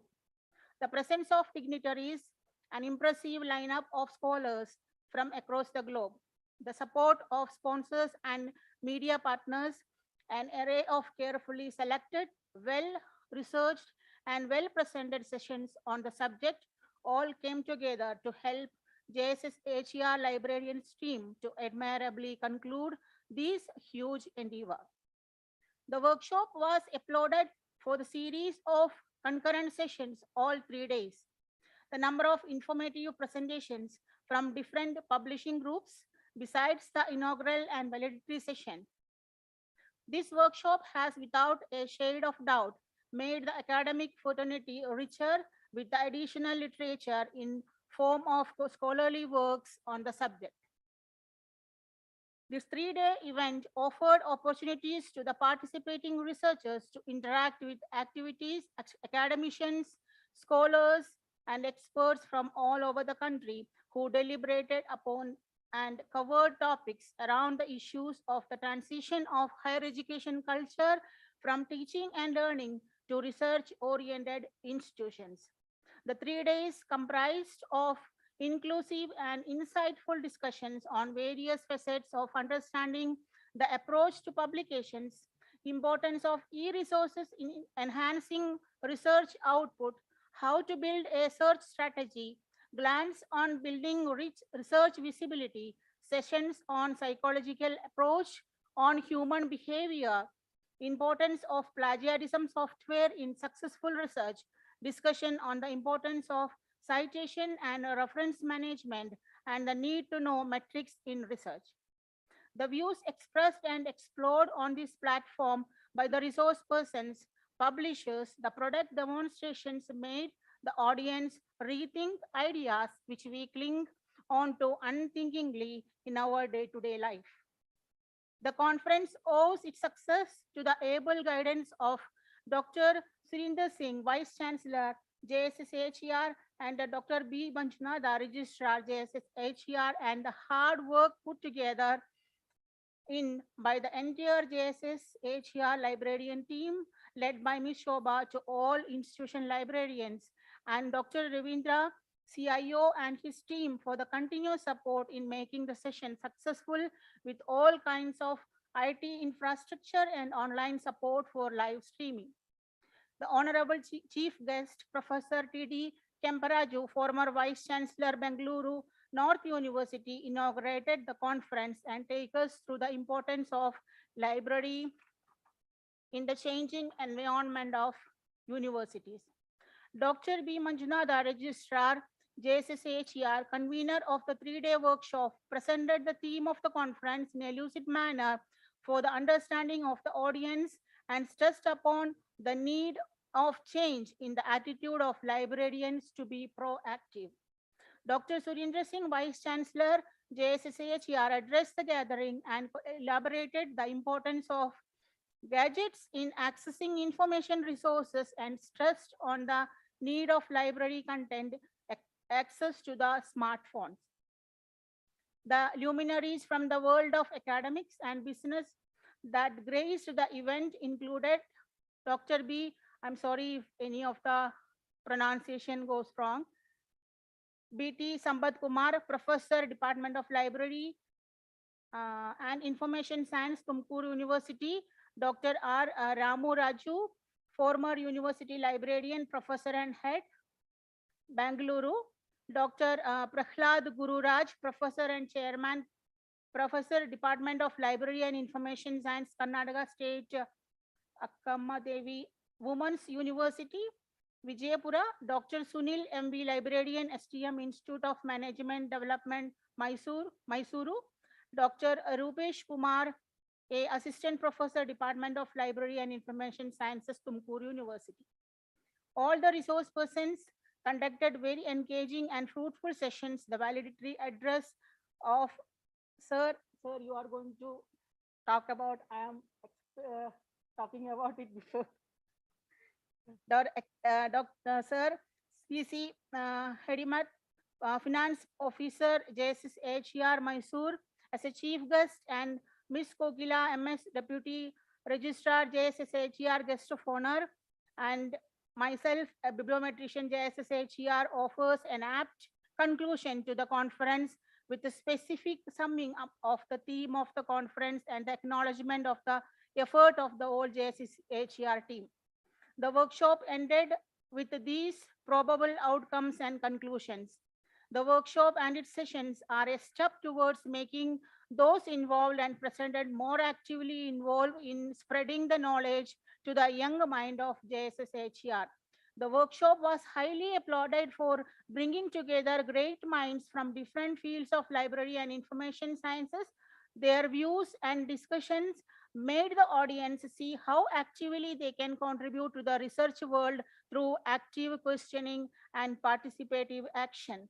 There was also an emphasis, especially from the administrative discussions, to make the audience realize how the whole idea of library in fingertips will change the information seeking behavior of the researchers to mold the world a sustainable one.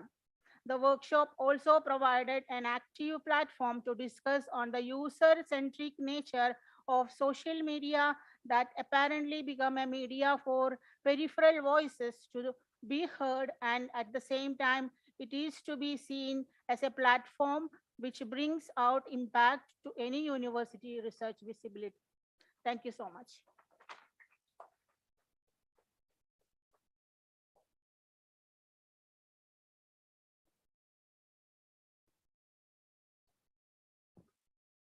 It truly is the power that you have deep within yourself that gives you the strength to pursue your dreams. I now request our chief guest of the day, Dr. C.C. Hiremat Sir, Finance Officer, JSS AHER, Mysuru, to share few words of wisdom with us. We welcome you, sir.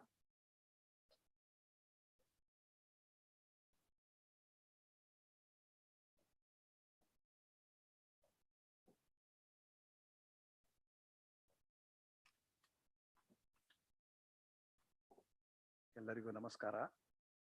ಪರಮ ಪೂಜ್ಯ ಶ್ರೀಗಳವರ ಪಾದ ಪದ್ಮಗಳಿಗೆ ನಮಸ್ಕರಿಸುತ್ತಾ, JSSHERನ ಉಪಕುಲ ಸಚಿವರು, ಹಿರಿಯ ಶ್ರೇಣಿ ಹಾಗೂ ಮೇಡಮ್ನವರು ಹಾಗೂ JSSHERನ ಎಲ್ಲ ಲೈಬ್ರರಿಗಳ ಗ್ರಂಥಾಲಯಗಳ ಗ್ರಂಥಪಾಲಕರಿಗೆ ಹಾಗೂ ಇಲ್ಲಿ ನೆರೆದಂತಹ ಎಲ್ಲ ಮಿತ್ರರಿಗೆ ನನ್ನ ನಮಸ್ಕಾರಗಳನ್ನು ತಿಳಿಸುತ್ತಾ, ನಾನು ಕ್ಯಾಂಟೀನ್ದಲ್ಲಿ ಕೂತ್ಕೊಂಡಿದ್ದೆ, ಎಲ್ಲ ಲೈಬ್ರರಿಯನ್ಸ್ ಬಂದ್ಬಿಟ್ಟು ನೀವು ನಮ್ಮ ಫಂಕ್ಷನ್ಗೆ ಚೀಫ್ ಗೆಸ್ಟ್ ಆಗಿ ಬರಬೇಕು, ನಮ್ಮ ಇವರು ಕುಲಸಚಿವರು ನಿಮ್ಮನ್ನು ಆಯ್ಕೆ ಮಾಡಿದ್ದಾರೆ ಅಂತ ನನಗೆ ಹೇಳಿದರು.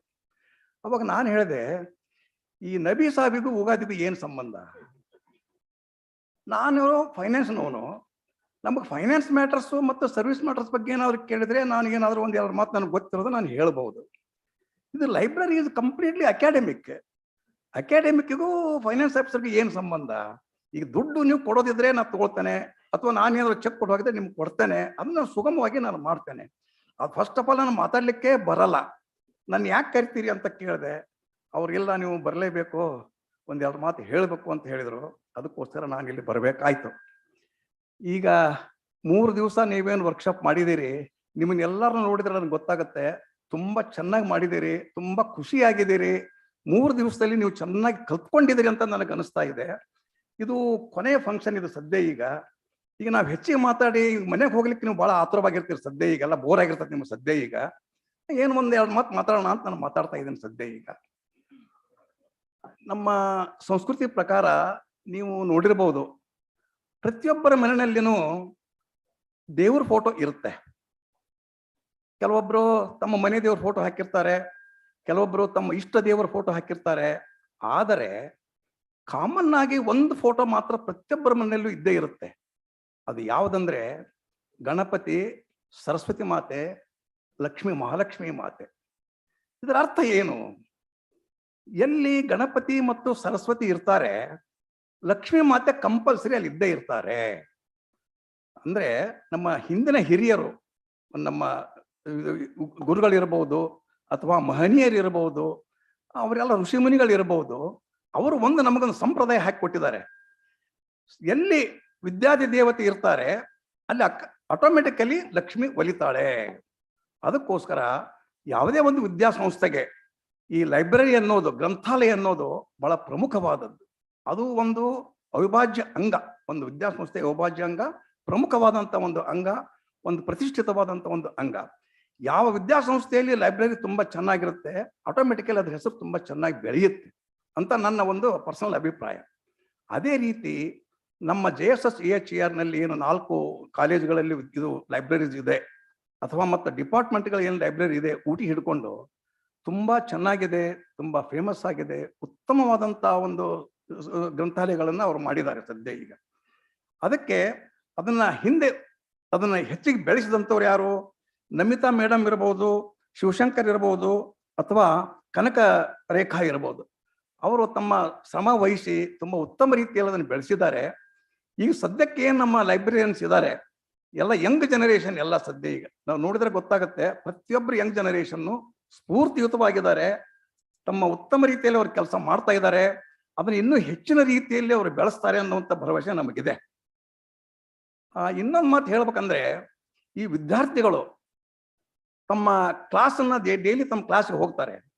ಕ್ಲಾಸ್ನಲ್ಲಿ ಏನಾಗುತ್ತೆ, ಪ್ರಾಧ್ಯಾಪಕರು ಏನೋ ನಿಮ್ಗೆ ಹೇಳ್ತಾರೆ, ಅವರು ಇನ್ನು ಮಾರ್ಗದರ್ಶನವನ್ನು ಮಾತ್ರ ಮಾಡ್ಬೋದು ನಿಮಗೆ. ಆದರೆ ನೀವು ಹೆಚ್ಚಿನ ಒಂದು ಪೂರ್ತಿ ಜ್ಞಾನ ಬೇಕು ಅಂತಂದ್ರೆ, ಆಳವಾದ ನಿಮಗೆ ಜ್ಞಾನ ಬರಬೇಕು ಅಂತಂದ್ರೆ ನೀವು ಲೈಬ್ರರಿಗೆ ಹೋಗ್ತೀರಿ. ಲೈಬ್ರರಿನಲ್ಲಿ ನಿಮಗೆ ಇಷ್ಟವಾದಂಥ ಉತ್ತಮವಾದಂಥ ಪುಸ್ತಕಗಳನ್ನ ರೆಫರ್ ಮಾಡ್ತೀರಿ. ಈಗಿನ ಮಾಡರ್ನ್ ಯುಗದಲ್ಲಿ ಕಂಪ್ಯೂಟರ್ನಲ್ಲಿ ಸಿಗದೇ ಇರತಕ್ಕಂಥ ವಿಷಯಗಳೇ ಇಲ್ಲ. ಕಂಪ್ಯೂಟರ್ನಲ್ಲಿ ನಿಮ್ಗೆ ಏನು ವಿಷಯ ಸಿಗುತ್ತೆ ಅದನ್ನು ಸಂಗ್ರಹ ಮಾಡಿ ನಿಮ್ಮ ವಿದ್ಯಾಭ್ಯಾಸದ ಮಟ್ಟವನ್ನು ಉತ್ತಮ ರೀತಿಯಲ್ಲಿ ಬೆಳೆಸ್ಕೊಳ್ತೀರಿ. ಉತ್ತಮವಾದ ಮಾರ್ಕ್ಸ್ ತೆಗಿಲಿಕ್ಕೆ ನಿಮ್ಗೆ ಅದು ಬಹಳ ಅನುಕೂಲ ಆಗುತ್ತೆ. ಈ ಒಂದು ಮಾತನ್ನು ನಾನು ನಿಮಗೆ ಖಡಾಖಂಡಿತವಾಗಿ ಹೇಳ್ಬೋದು. ಇನ್ನು ಈ ಲೈಬ್ರರಿ ಬಗ್ಗೆ ಹೇಳ್ಬೇಕು ಅಂತಂದ್ರೆ, ನಾನು ಫೈನಾನ್ಸ್ನವನು, ನಾವು ಫೈನಾನ್ಸ್ ರಿಲೇಟೆಡ್ ಆಗಿ ಮಾತಾಡ್ಬೇಕಾಗತ್ತೆ. ನಮ್ಮ ಒಂದು ಲೈಬ್ರರಿ ಕಮಿಟಿ ಇದೆ. ಕಮಿಟಿನಲ್ಲಿ ಬಹಳ ಎಮಿನೆಂಟ್ ಪರ್ಸನಾಲಿಟೀಸ್ ಇದ್ದಾರೆ. ಅವರು ಲೈಬ್ರರಿಯನ್ನು ಒಂದು ಕಮಿಟಿಯವರು ಪ್ರತಿಯೊಂದು ವರ್ಷನೂ ಒಂದು ಮೀಟಿಂಗ್ ಮಾಡ್ತಾರೆ. ಅವರು ಲೈಬ್ರರಿಯನ್ನು ತಾವು ಆ ವರ್ಷದಲ್ಲಿ ಏನು ಒಂದು ಪ್ರಗತಿ ಆಗಿದೆ, ಲೈಬ್ರರಿಯಲ್ಲಿ ಎಷ್ಟು ಜನ ಸ್ಟೂಡೆಂಟ್ಸ್ ಬಂದರು, ಎಷ್ಟು ಜನ ವಿದ್ಯಾರ್ಥಿಗಳು ಬಂದು ನಮ್ಮ ರಿಸೋರ್ಸನ್ನು ಬಳಕೆ ಮಾಡ್ಕೊಂಡಿದ್ದಾರೆ, ಎಷ್ಟು ಜನ ಪ್ರಾಧ್ಯಾಪಕರು ಬಂದು ಅದನ್ನು ಬಳಕೆ ಮಾಡ್ಕೊಂಡಿದ್ದಾರೆ ಅನ್ನುವಂಥ ಒಂದು ಮಾಹಿತಿಯನ್ನು ನಮ್ಗೆ ಕೊಡ್ತಾರೆ. ಅದರ ಜೊತೆಗೆ ಮುಂದಿನ ವರ್ಷಕ್ಕೆ ಅವ್ರಿಗೆ ಏನು ಮಟೀರಿಯಲ್ ಬೇಕಾಗುತ್ತೆ, ಒಂದು ಮಾಡರ್ನ್ ಪುಸ್ತಕ ಇರ್ಬೋದು ಅಥವಾ ಮಾಡರ್ನ್ ಈ ಜರ್ನಲ್ ಇರ್ಬೋದು, ಯಾವುದೇ ಇರ್ಬೋದು, ಅದನ್ನ ಒಂದು ಲಿಸ್ಟನ್ನು ನಮಗೆ ಅವರು ಕೊಡ್ತಾರೆ. ಈ ಪರ್ಸನಾಲಿಟಿ ಏನು ನಮ್ಮ ಕಮಿಟಿ ಮೆಂಬರ್ಸ್ ಏನಿದ್ದಾರೆ ಅದನ್ನು ಕೂಲಂಕುಷವಾಗಿ ನಾವು ವಿಶದವಾಗಿ ನೋಡಿಬಿಟ್ಟು ಅವರು ಅಪ್ರೂವಲ್ ಕೊಡ್ತಾರೆ. ಇದು ಒಂದು ನಡ್ಕೊಂಡು ಬಂದಂಥ ಪದ್ಧತಿ. ಇದು ನಮ್ಮಲ್ಲಿ ತುಂಬ ಚೆನ್ನಾಗಿ ನಡ್ಕೊಂಡು ಹೋಗ್ತಾ ಇದೆ. ಅದನ್ನು ಅವರು ಚೆನ್ನಾಗಿ ನಿಭಾಯಿಸ್ತಾ ಇದ್ದಾರೆ. ಅಷ್ಟು ಮಾತ್ರ ನಾನು ಹೇಳ್ಬೋದು. ಇಷ್ಟು ಹೇಳಲಿಕ್ಕೆ ನನಗೆ ತುಂಬ ಖುಷಿ ಆಗುತ್ತೆ. ಸೊ ನಾನು ಮತ್ತೊಮ್ಮೆ ತಮಗೆಲ್ಲರಿಗೂ ವಂದಿಸಿ ನಮ್ಮ ಲೈಬ್ರರಿಯನ್ಗಳಿಗೆ ಆ ಪರಮಾತ್ಮ ಇನ್ನೂ ಹೆಚ್ಚಿನ ಒಂದು ಉತ್ಸಾಹವನ್ನು ಕೊಡಲಿ, ಶಕ್ತಿಯನ್ನು ಕೊಡಲಿ. ನಮ್ಮ ಲೈಬ್ರರಿಗಳು ಇನ್ನೂ ಉತ್ತಮ ಮಟ್ಟದಲ್ಲಿ ಮುಂದೆ ಬರಬೇಕು, ಇನ್ನು ವಿದ್ಯಾರ್ಥಿಗಳಿಗೆ ತುಂಬ ಅನುಕೂಲ ಆಗಬೇಕಂತ ನಾನು ಆಶಿಸಿ ನನ್ನ 2 ಮಾತುಗಳನ್ನು ಮುಗಿಸ್ತಾ ಇದ್ದೇನೆ. ನಮಸ್ತೆ.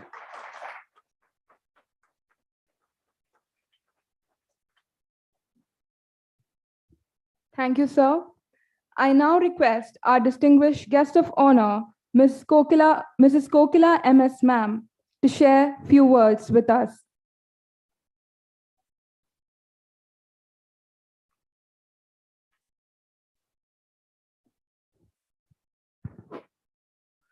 Good evening, all. Seeking the blessings of His Holiness Swamiji. I just wish to take only 2 minutes of yours because I don't want to prolong things, because you all have enriched with all the knowledge which you wanted and desired, and from past 3 years, I think you all have become, each one of you have become a resourceful person. I think you would be able to deliver a talk on the subject which you have already heard from past 3 days session. Basically, as we all know, we call knowledge is power. And where do we get this knowledge? So in our days, we used to tell it, we are going to get it in the library. Now, in the changing scenario, it's not in the library. It's with the, is it with the librarians, hands of librarians? No. Is it in the hands of Google? Yes, few says yes, right? So still, we feel library is an important aspect of part and parcel of our life, especially in the education sector. It is very much essential. Do you agree all? Yes. The reason behind it is our finance officer normally will not give us any budget for it. So sir is, he is a bit liberal when we are allotting fund, when we are getting fund for the library. Can anybody imagine what would be our library budget? It's around 5 to 6 crores per annum. Do you believe? The scopus and the clinical key which we are spending itself is touching upon 1.45 crores. I think and Saival, you're all using, like taking all this, the database which we are subscribing. I think now you all have to get up. The reason is now you know the amount of investment which is going towards the library. Because now, earlier we used to depend only on the library for seeking or getting this information. Now, though things are available in Google, so things which is not available in Google are being printed or through in the Google format, which is not there, is being taken from the databases and the journals which we are subscribing for the university library.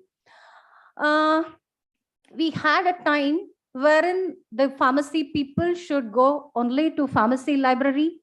Medical college students has to go to only medical college library, and faculty of life sciences should go to that library, and HSMS people are like, we had that some sort of isolation while working. Now the trend has changed. All are in a single platform. That's how even your invitation is visible on that. So now we all can proudly say this is nothing but JSS Academy of Higher Education centralized library facility. So now any person can go to any library and get the information and enhance your research skill or academic skills or whatever you want. I think sky is your limit. I think all the best, because you're all, though you all still enthusiastic, I don't want you to go much. I think you all can take your certificates and whatever you have learned in these 3 days. So you can really, I really feel you're all like a mesmerizing, because the 3 days workshop has given you many, many subjects and many, many components they have done. When I was just going through when our Shobha and their whole team had come. So when we were just looking at, felt, yes, you are comprehensively taking up all the subjects for the 3 days workshop. Now it is proven, seeing all of you, I think I need not take any feedback. Morning when I was just interacting with Dr. Prashant Vishwanath, he was telling, Madam, all of them are very happy. 450 seats are completely filled and few are standing, and the response is to that level. I think that is going to speak about our library strength, and that is what is going to make you all strengthen, because there should not be, now we are all working in without barriers. We all should work together.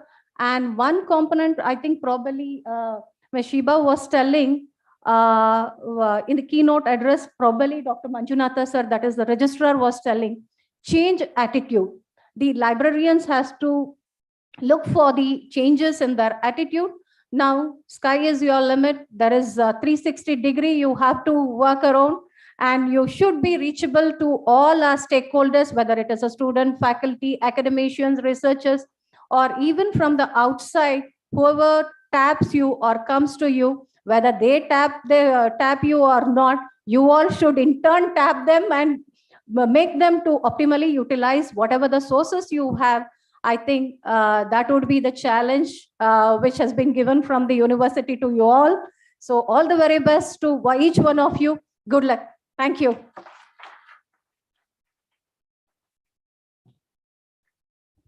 Thank you, ma'am, for sharing your insights.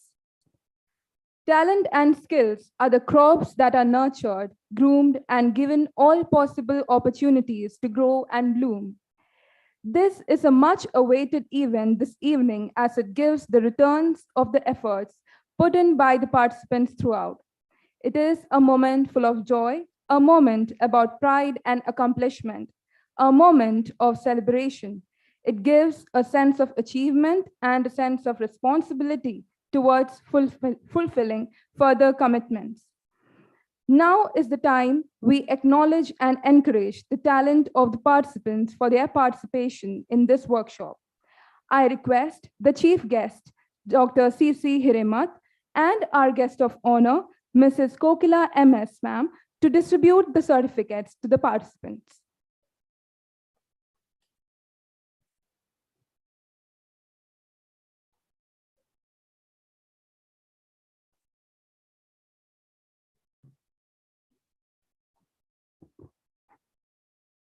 Good evening to all.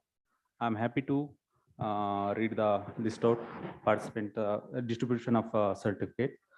And now I call upon Dr. Lokesh, JSS Medical College, to receive the certificate.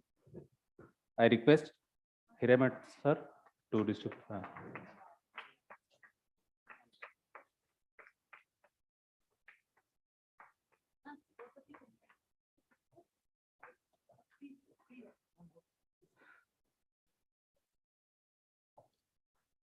Dr. Shushma, JSS Medical College.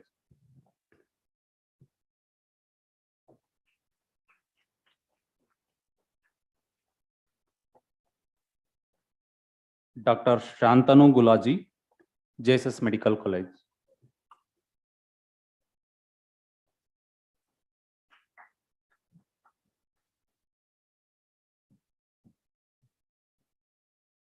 Dr. Soumya HK, JSS Dental College.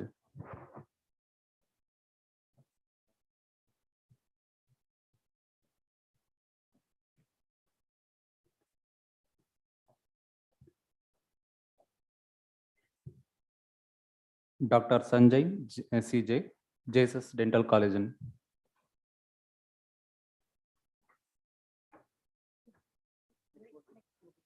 Dr. Ambika Tanaya NK, JSS Dental College.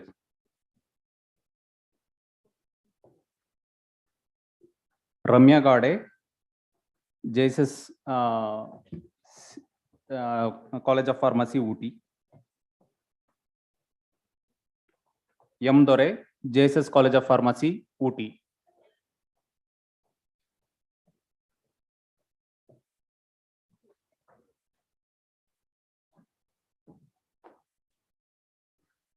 Now I request Kokila MS, Deputy Registrar, to distribute the certificate. Kamla Nadu Rai, JSS College of Pharmacy, Mysore. Sparsh Bhatt, JSS College of Pharmacy, Mysore. Sharwan Kumar B, JSS College of Pharmacy, Mysore.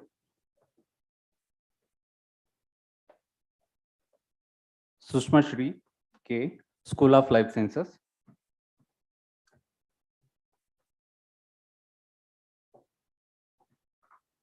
Chetan Kumar RM, Department of Health System Management Studies.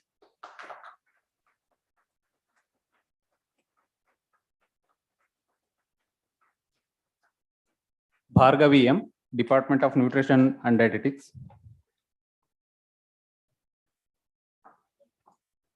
Tejaswini, Department of Health System Management Studies.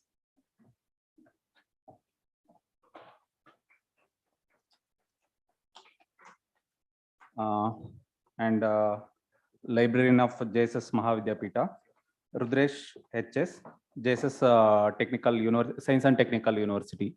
Now I request Shiba Pakkan ma'am to distribute the certificate.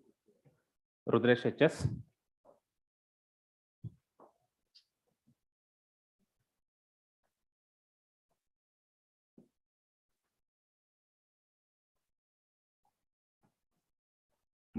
Madhu N, JSS Arts, Science and Commerce College, Nanjangud.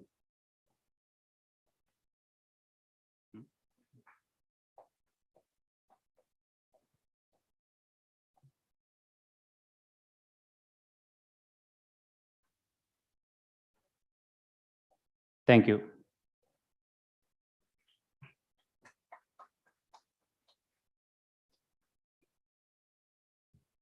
I hope this 3 days workshop has added a few memories to your lives. We would like to know how well have our efforts resonated to you. I request anyone among the participants to give us feedback on the workshop.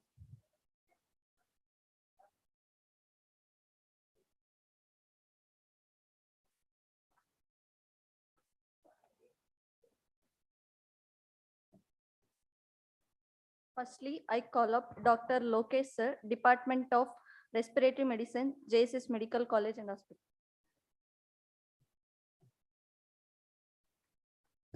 Good evening, everyone.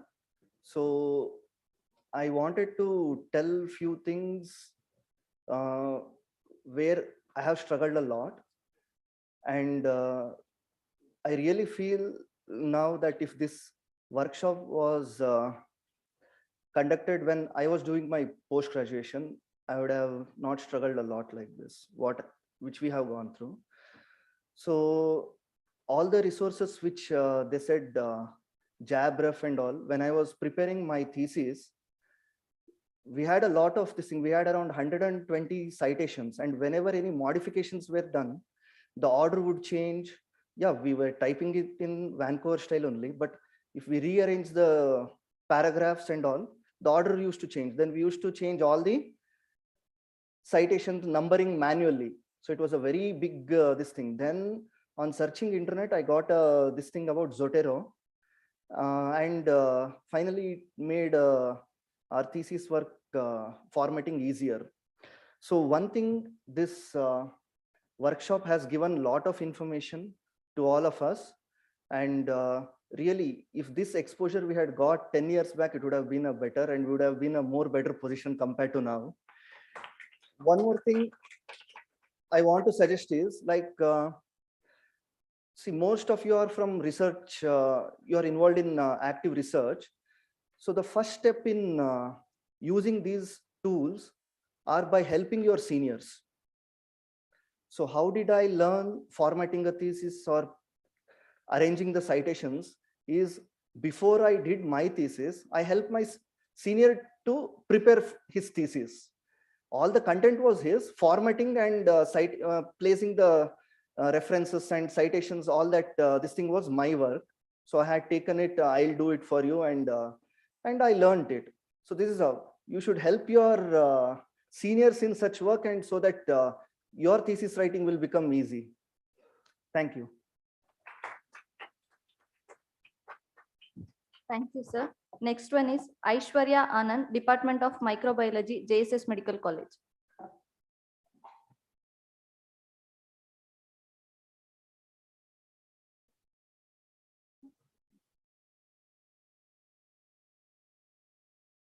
Next person is Priyanka Nitin, JSS Dental College.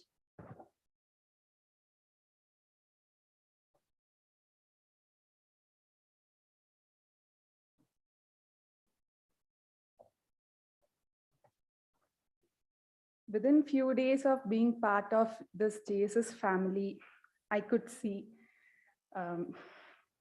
how superior, how JSS surpassed others. I studied from Farukhia College of Pharmacy, basically from PharmD. All the speakers, the sessions were all quite interactive.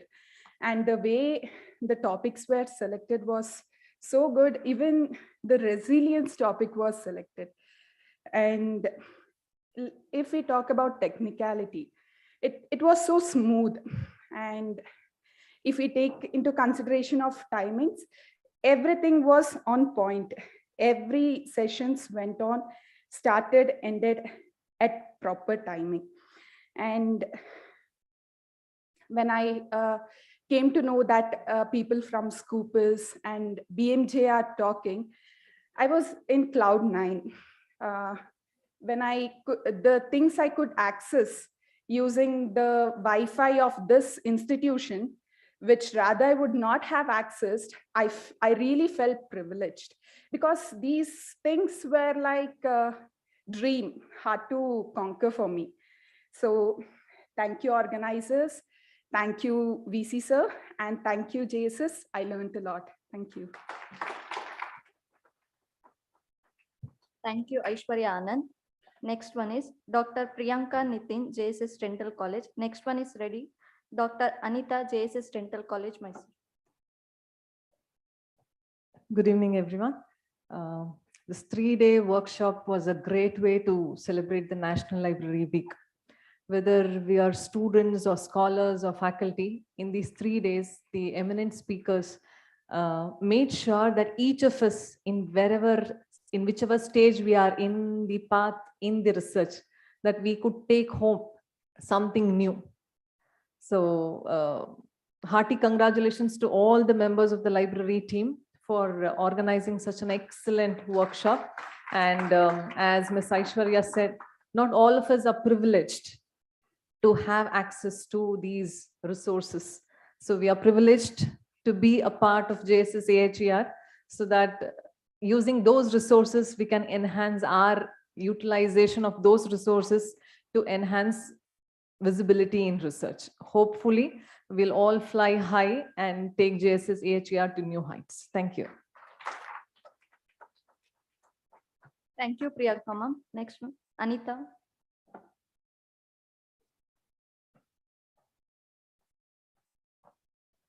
First of all, I'd like to thank the enthusiastic organizers.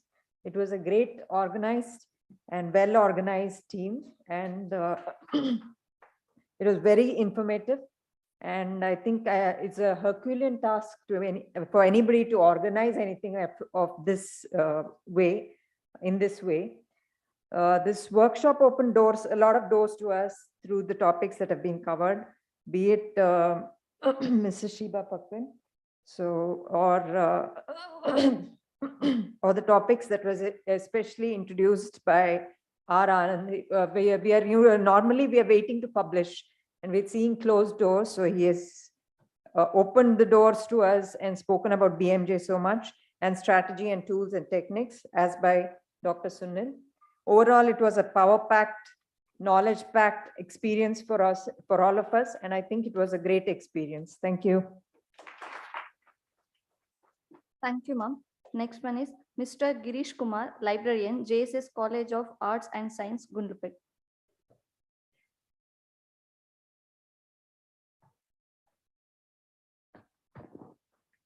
ಶ್ರೀಮತ್ Suttur ಗುರು ಪರಂಪರೆಯನ್ನ ಮನದಾಳದಲ್ಲಿ ಸಂಸ್ಮರಿಸುತ್ತಾ ಇಂದಿನ ಜಗದ್ಗುರುಗಳಾದಂಥ ಶಿವರಾತ್ರಿ ದೇಶಿಕೇಂದ್ರ ಮಹಾಸ್ವಾಮೀಜಿಗಳವರ ಪಾದಕಮಲಗಳಿಗೆ ನನ್ನ ಭಕ್ತಿಪೂರ್ವಕ ಪ್ರಣಾಮಗಳನ್ನು ಸಮರ್ಪಿಸುವುದರೊಂದಿಗೆ ನನ್ನ ಅಭಿಪ್ರಾಯಗಳನ್ನು ನಿಮ್ಮೊಂದಿಗೆ ಹಂಚಿಕೊಳ್ಳಲು ಇಷ್ಟಪಡ್ತಾ ಇದ್ದೇನೆ. I am very happy to share my experience about the workshop of utilization of e-resource and enhancing research visitability. In this workshop, I have learned so many topics like understanding the approach to publications, research visibility, how to handle use corpus and clinical key databases, importance of e-resource in enhancing research output, research search strategy, tools and techniques, open education, how to use Turnitin plagiarism software, reference management in research writing, bibliometrics in research. ಈ ಒಂದು ಕಾರ್ಯಾಗಾರದ ಒಂದು ವಿಶೇಷತೆ ಏನು ಅಂತ ಹೇಳಿದ್ರೆ, ಮೊದಲ ಪ್ರಯತ್ನ ಅಂತ ನಾನಾದರೂ ಭಾವಿಸ್ತೇನೆ. ನಮ್ಮ JSS ಮಹಾವಿದ್ಯಾಪೀಠದ ಅಂಗಸಂಸ್ಥೆಗಳಲ್ಲಿ ಕಾರ್ಯನಿರ್ವಹಿಸುವಂತಹ ಎಲ್ಲ ಗ್ರಂಥಪಾಲಕರನ್ನ ಒಂದೆಡೆ ಸೇರಿಸಿ, ಅದರೊಟ್ಟಿಗೆ ನಮ್ಮ JSS ಮಹಾವಿದ್ಯಾಪೀಠದ ಎಲ್ಲ ವಿಭಾಗಗಳಲ್ಲಿ ಸಂಶೋಧನೆ ನಿರತರಾಗಿರುವಂತಹ ವಿದ್ಯಾರ್ಥಿಗಳು ಮತ್ತೆ ಅಧ್ಯಾಪಕರು ಎಲ್ಲರನ್ನ ಒಟ್ಟಿಗೆ ಸೇರಿಸಿ ನಾವು ಒಂದೇ ಕುಟುಂಬ, ವಸುದೈವ ಕುಟುಂಬಕಂ ಎಂಬ ಒಂದು ವಾಕ್ಯದಂತೆ ನಮ್ಮೆಲ್ಲರನ್ನ ಒಟ್ಟುಗೂಡಿಸಿ ನಾವೆಲ್ಲರೂ ಒಂದು ವೇದಿಕೆಯಲ್ಲಿ ಸೇರೋ ರೀತಿ ಮಾಡಿ ಅದರ ತನ್ಮೂಲಕ ನಮಗೆ ಒಂದು ಹೊಸತನವನ್ನ ಕಲಿಯೋದಕ್ಕೆ ಅವಕಾಶವನ್ನ ಮಾಡಿಕೊಟ್ಟಿದೆ ಈ ಒಂದು ಕಾರ್ಯಾಗಾರ ಅಂತೇಳಿ ನಾನು ಭಾವಿಸ್ತಾ ಇದ್ದೇನೆ.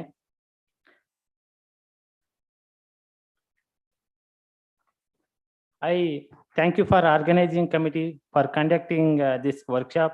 It's helpful for our profession. Thank you one and all. Give this great opportunity. Thank you. Thank you, sir. Next one is Sharavanan P, Assistant Professor, Department of Biotechnology and Bioinformatics, School of Life Science, JSS AHR, Mysore.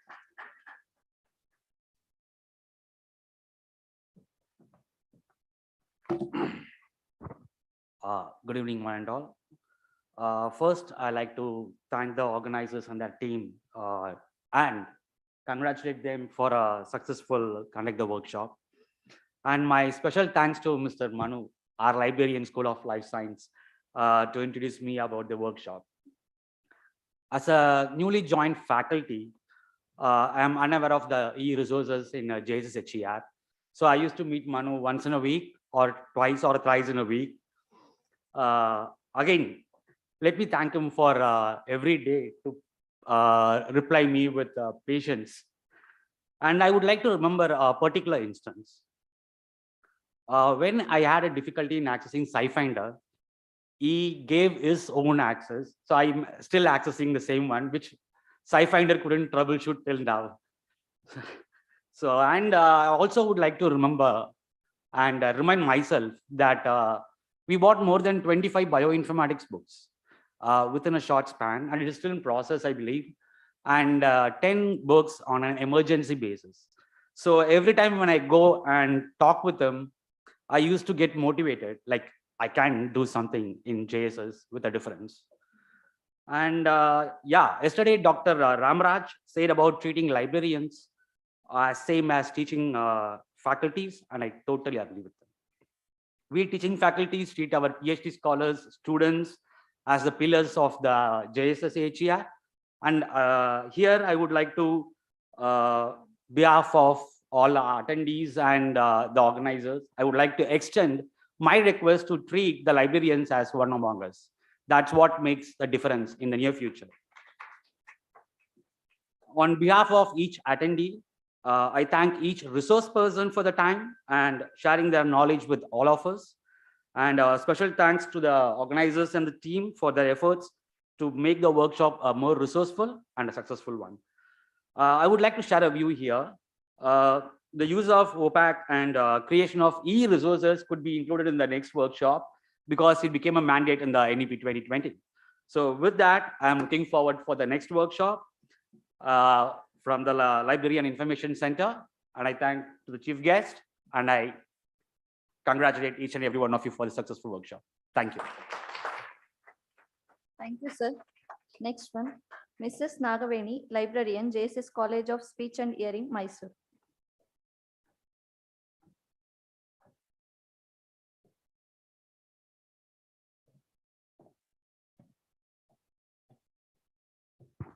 Good evening, one and all. I offer my prayers in the feet of His Holiness Dr. Shri Shivratri Deshikendra Mahaswamiji and the Swamiji Parampara. Now, I would just like to share my views about this webinar or this workshop. The thing is, first of all, I have noted 3 points.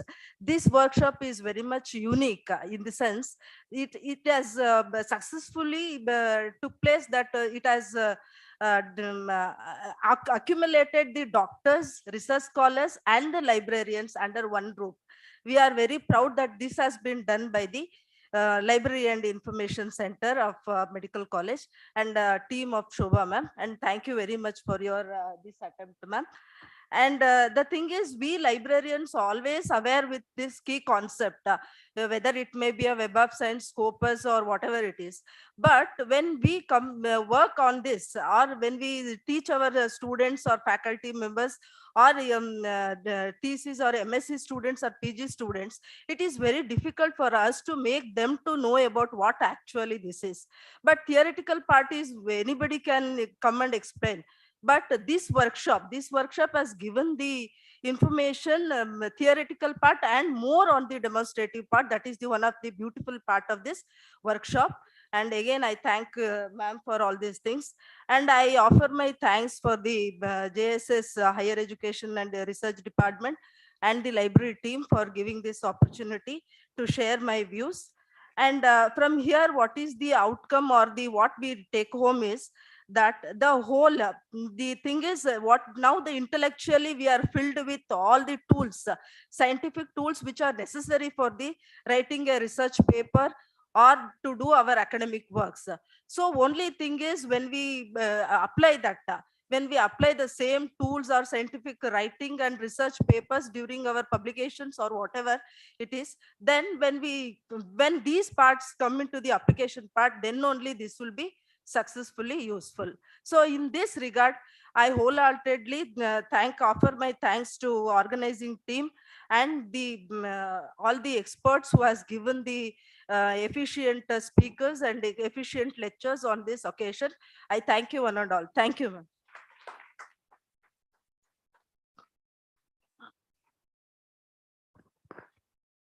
Thank you, ma'am. Next one is Sharavan Kumar B, Research Scholar, JSS College of Pharmacy, Mysore.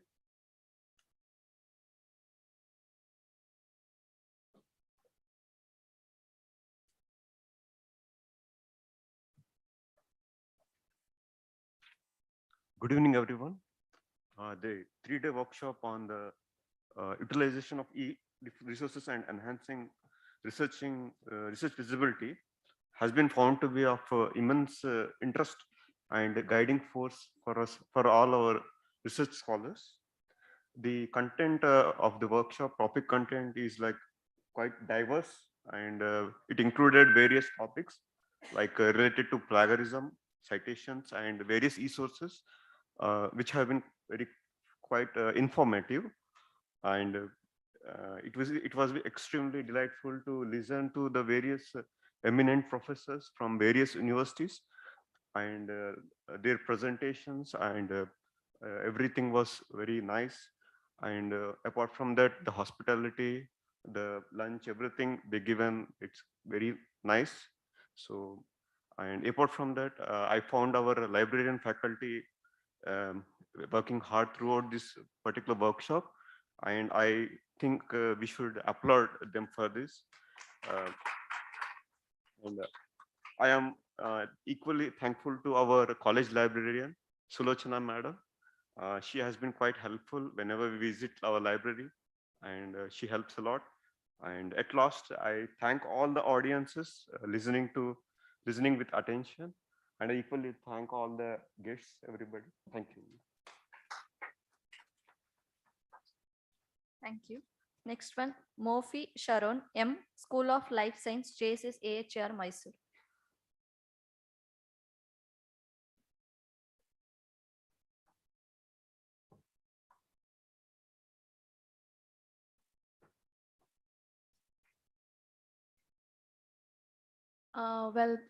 Good evening, everyone present over here. I hope everyone are fine over here. So first of all, I would like to give a big thank to JSS here and the librarian team. Thank you so much for organizing this wonderful 3 days workshop. Even and a special thank to Sheba Pakan ma'am. She was my guru during my PhD classes. Like I'm doing my PhD in biochemistry and nanoscience. So during our classes, she used to take like classes for about bibliometrician. Thank you so much, bibliometric and all. Thank you so much, ma'am. For like as a PhD scholar, I'm telling you frankly, I'm not that perfect. But after attending this workshop, I learned a lot of things. Thank you for enriching my knowledge, how to publish a paper. And we all are like, I don't know about others, but I'm a lazy kind of girl. I always you go for shortcuts. Whenever I publish my paper, there will be a lot of plagiarism and all. But my sir used to scold me. He used to tell me, "No, Mofi, shortcut is not a way. But you have to learn. You have to read paper properly. You have to go through each and every journals and a lot of things you have to do." And like some part, I was also not that perfect, and I can't be perfect like God or like the guests who are sitting over here. And thank you so much. At least I learned something, not something more than that. Thank you so much for organizing a big loud of applause to the librarian team. Thank you so much for providing this workshop. Thank you. Next one, Ramya, JSS College of Pharmacy, Uti.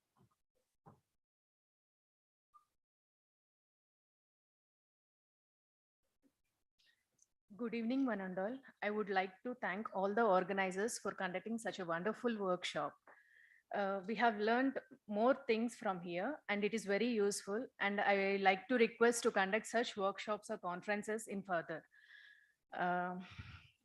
As we all know, everything is available in Google, but there are some things which are not available in Google. As Kokila ma'am said, when I was working on homeopathic medicines, there are very less publications related to that. But when I went to our library, college library, there are many books which are helpful for us. So our librarian, Mr. Shailendra Kumar, helped me a lot while I'm searching for that such resources and all. And we have learned more, sir.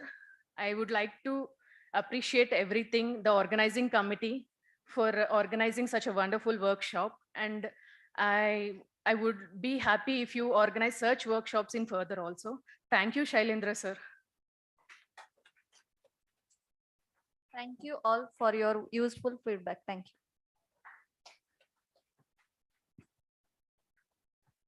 Gratitude is the fairest blossom which springs from the soul. Every celebration is an experience. The external fades away and the internal lingers and echoes in the most depth of our hearts. We are reminded that events like this are milestones on the journey of life. As we come to the close of our valedictory ceremony, I invite Mrs. Shobha S.E. Ma'am, Coordinator and Librarian, JSSMC, Mysuru, to propose the vote of thanks.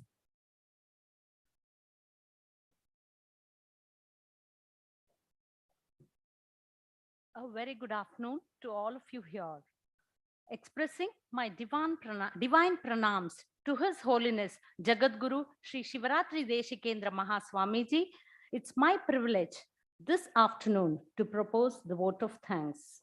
I, on behalf of JSS AHER, all the librarians of constituent colleges of JSS AHER, and on my own behalf, extend a very hearty vote of thanks to all of those who have gathered here, dignitaries on the stage, the speakers, faculty, the students, research scholars, librarians from our sister institutions of JSS Mahavidyapita, my fellow librarian colleagues, our CIO team, the supporting staff of the auditorium, the hospital administration, and all those who have supported us directly or indirectly.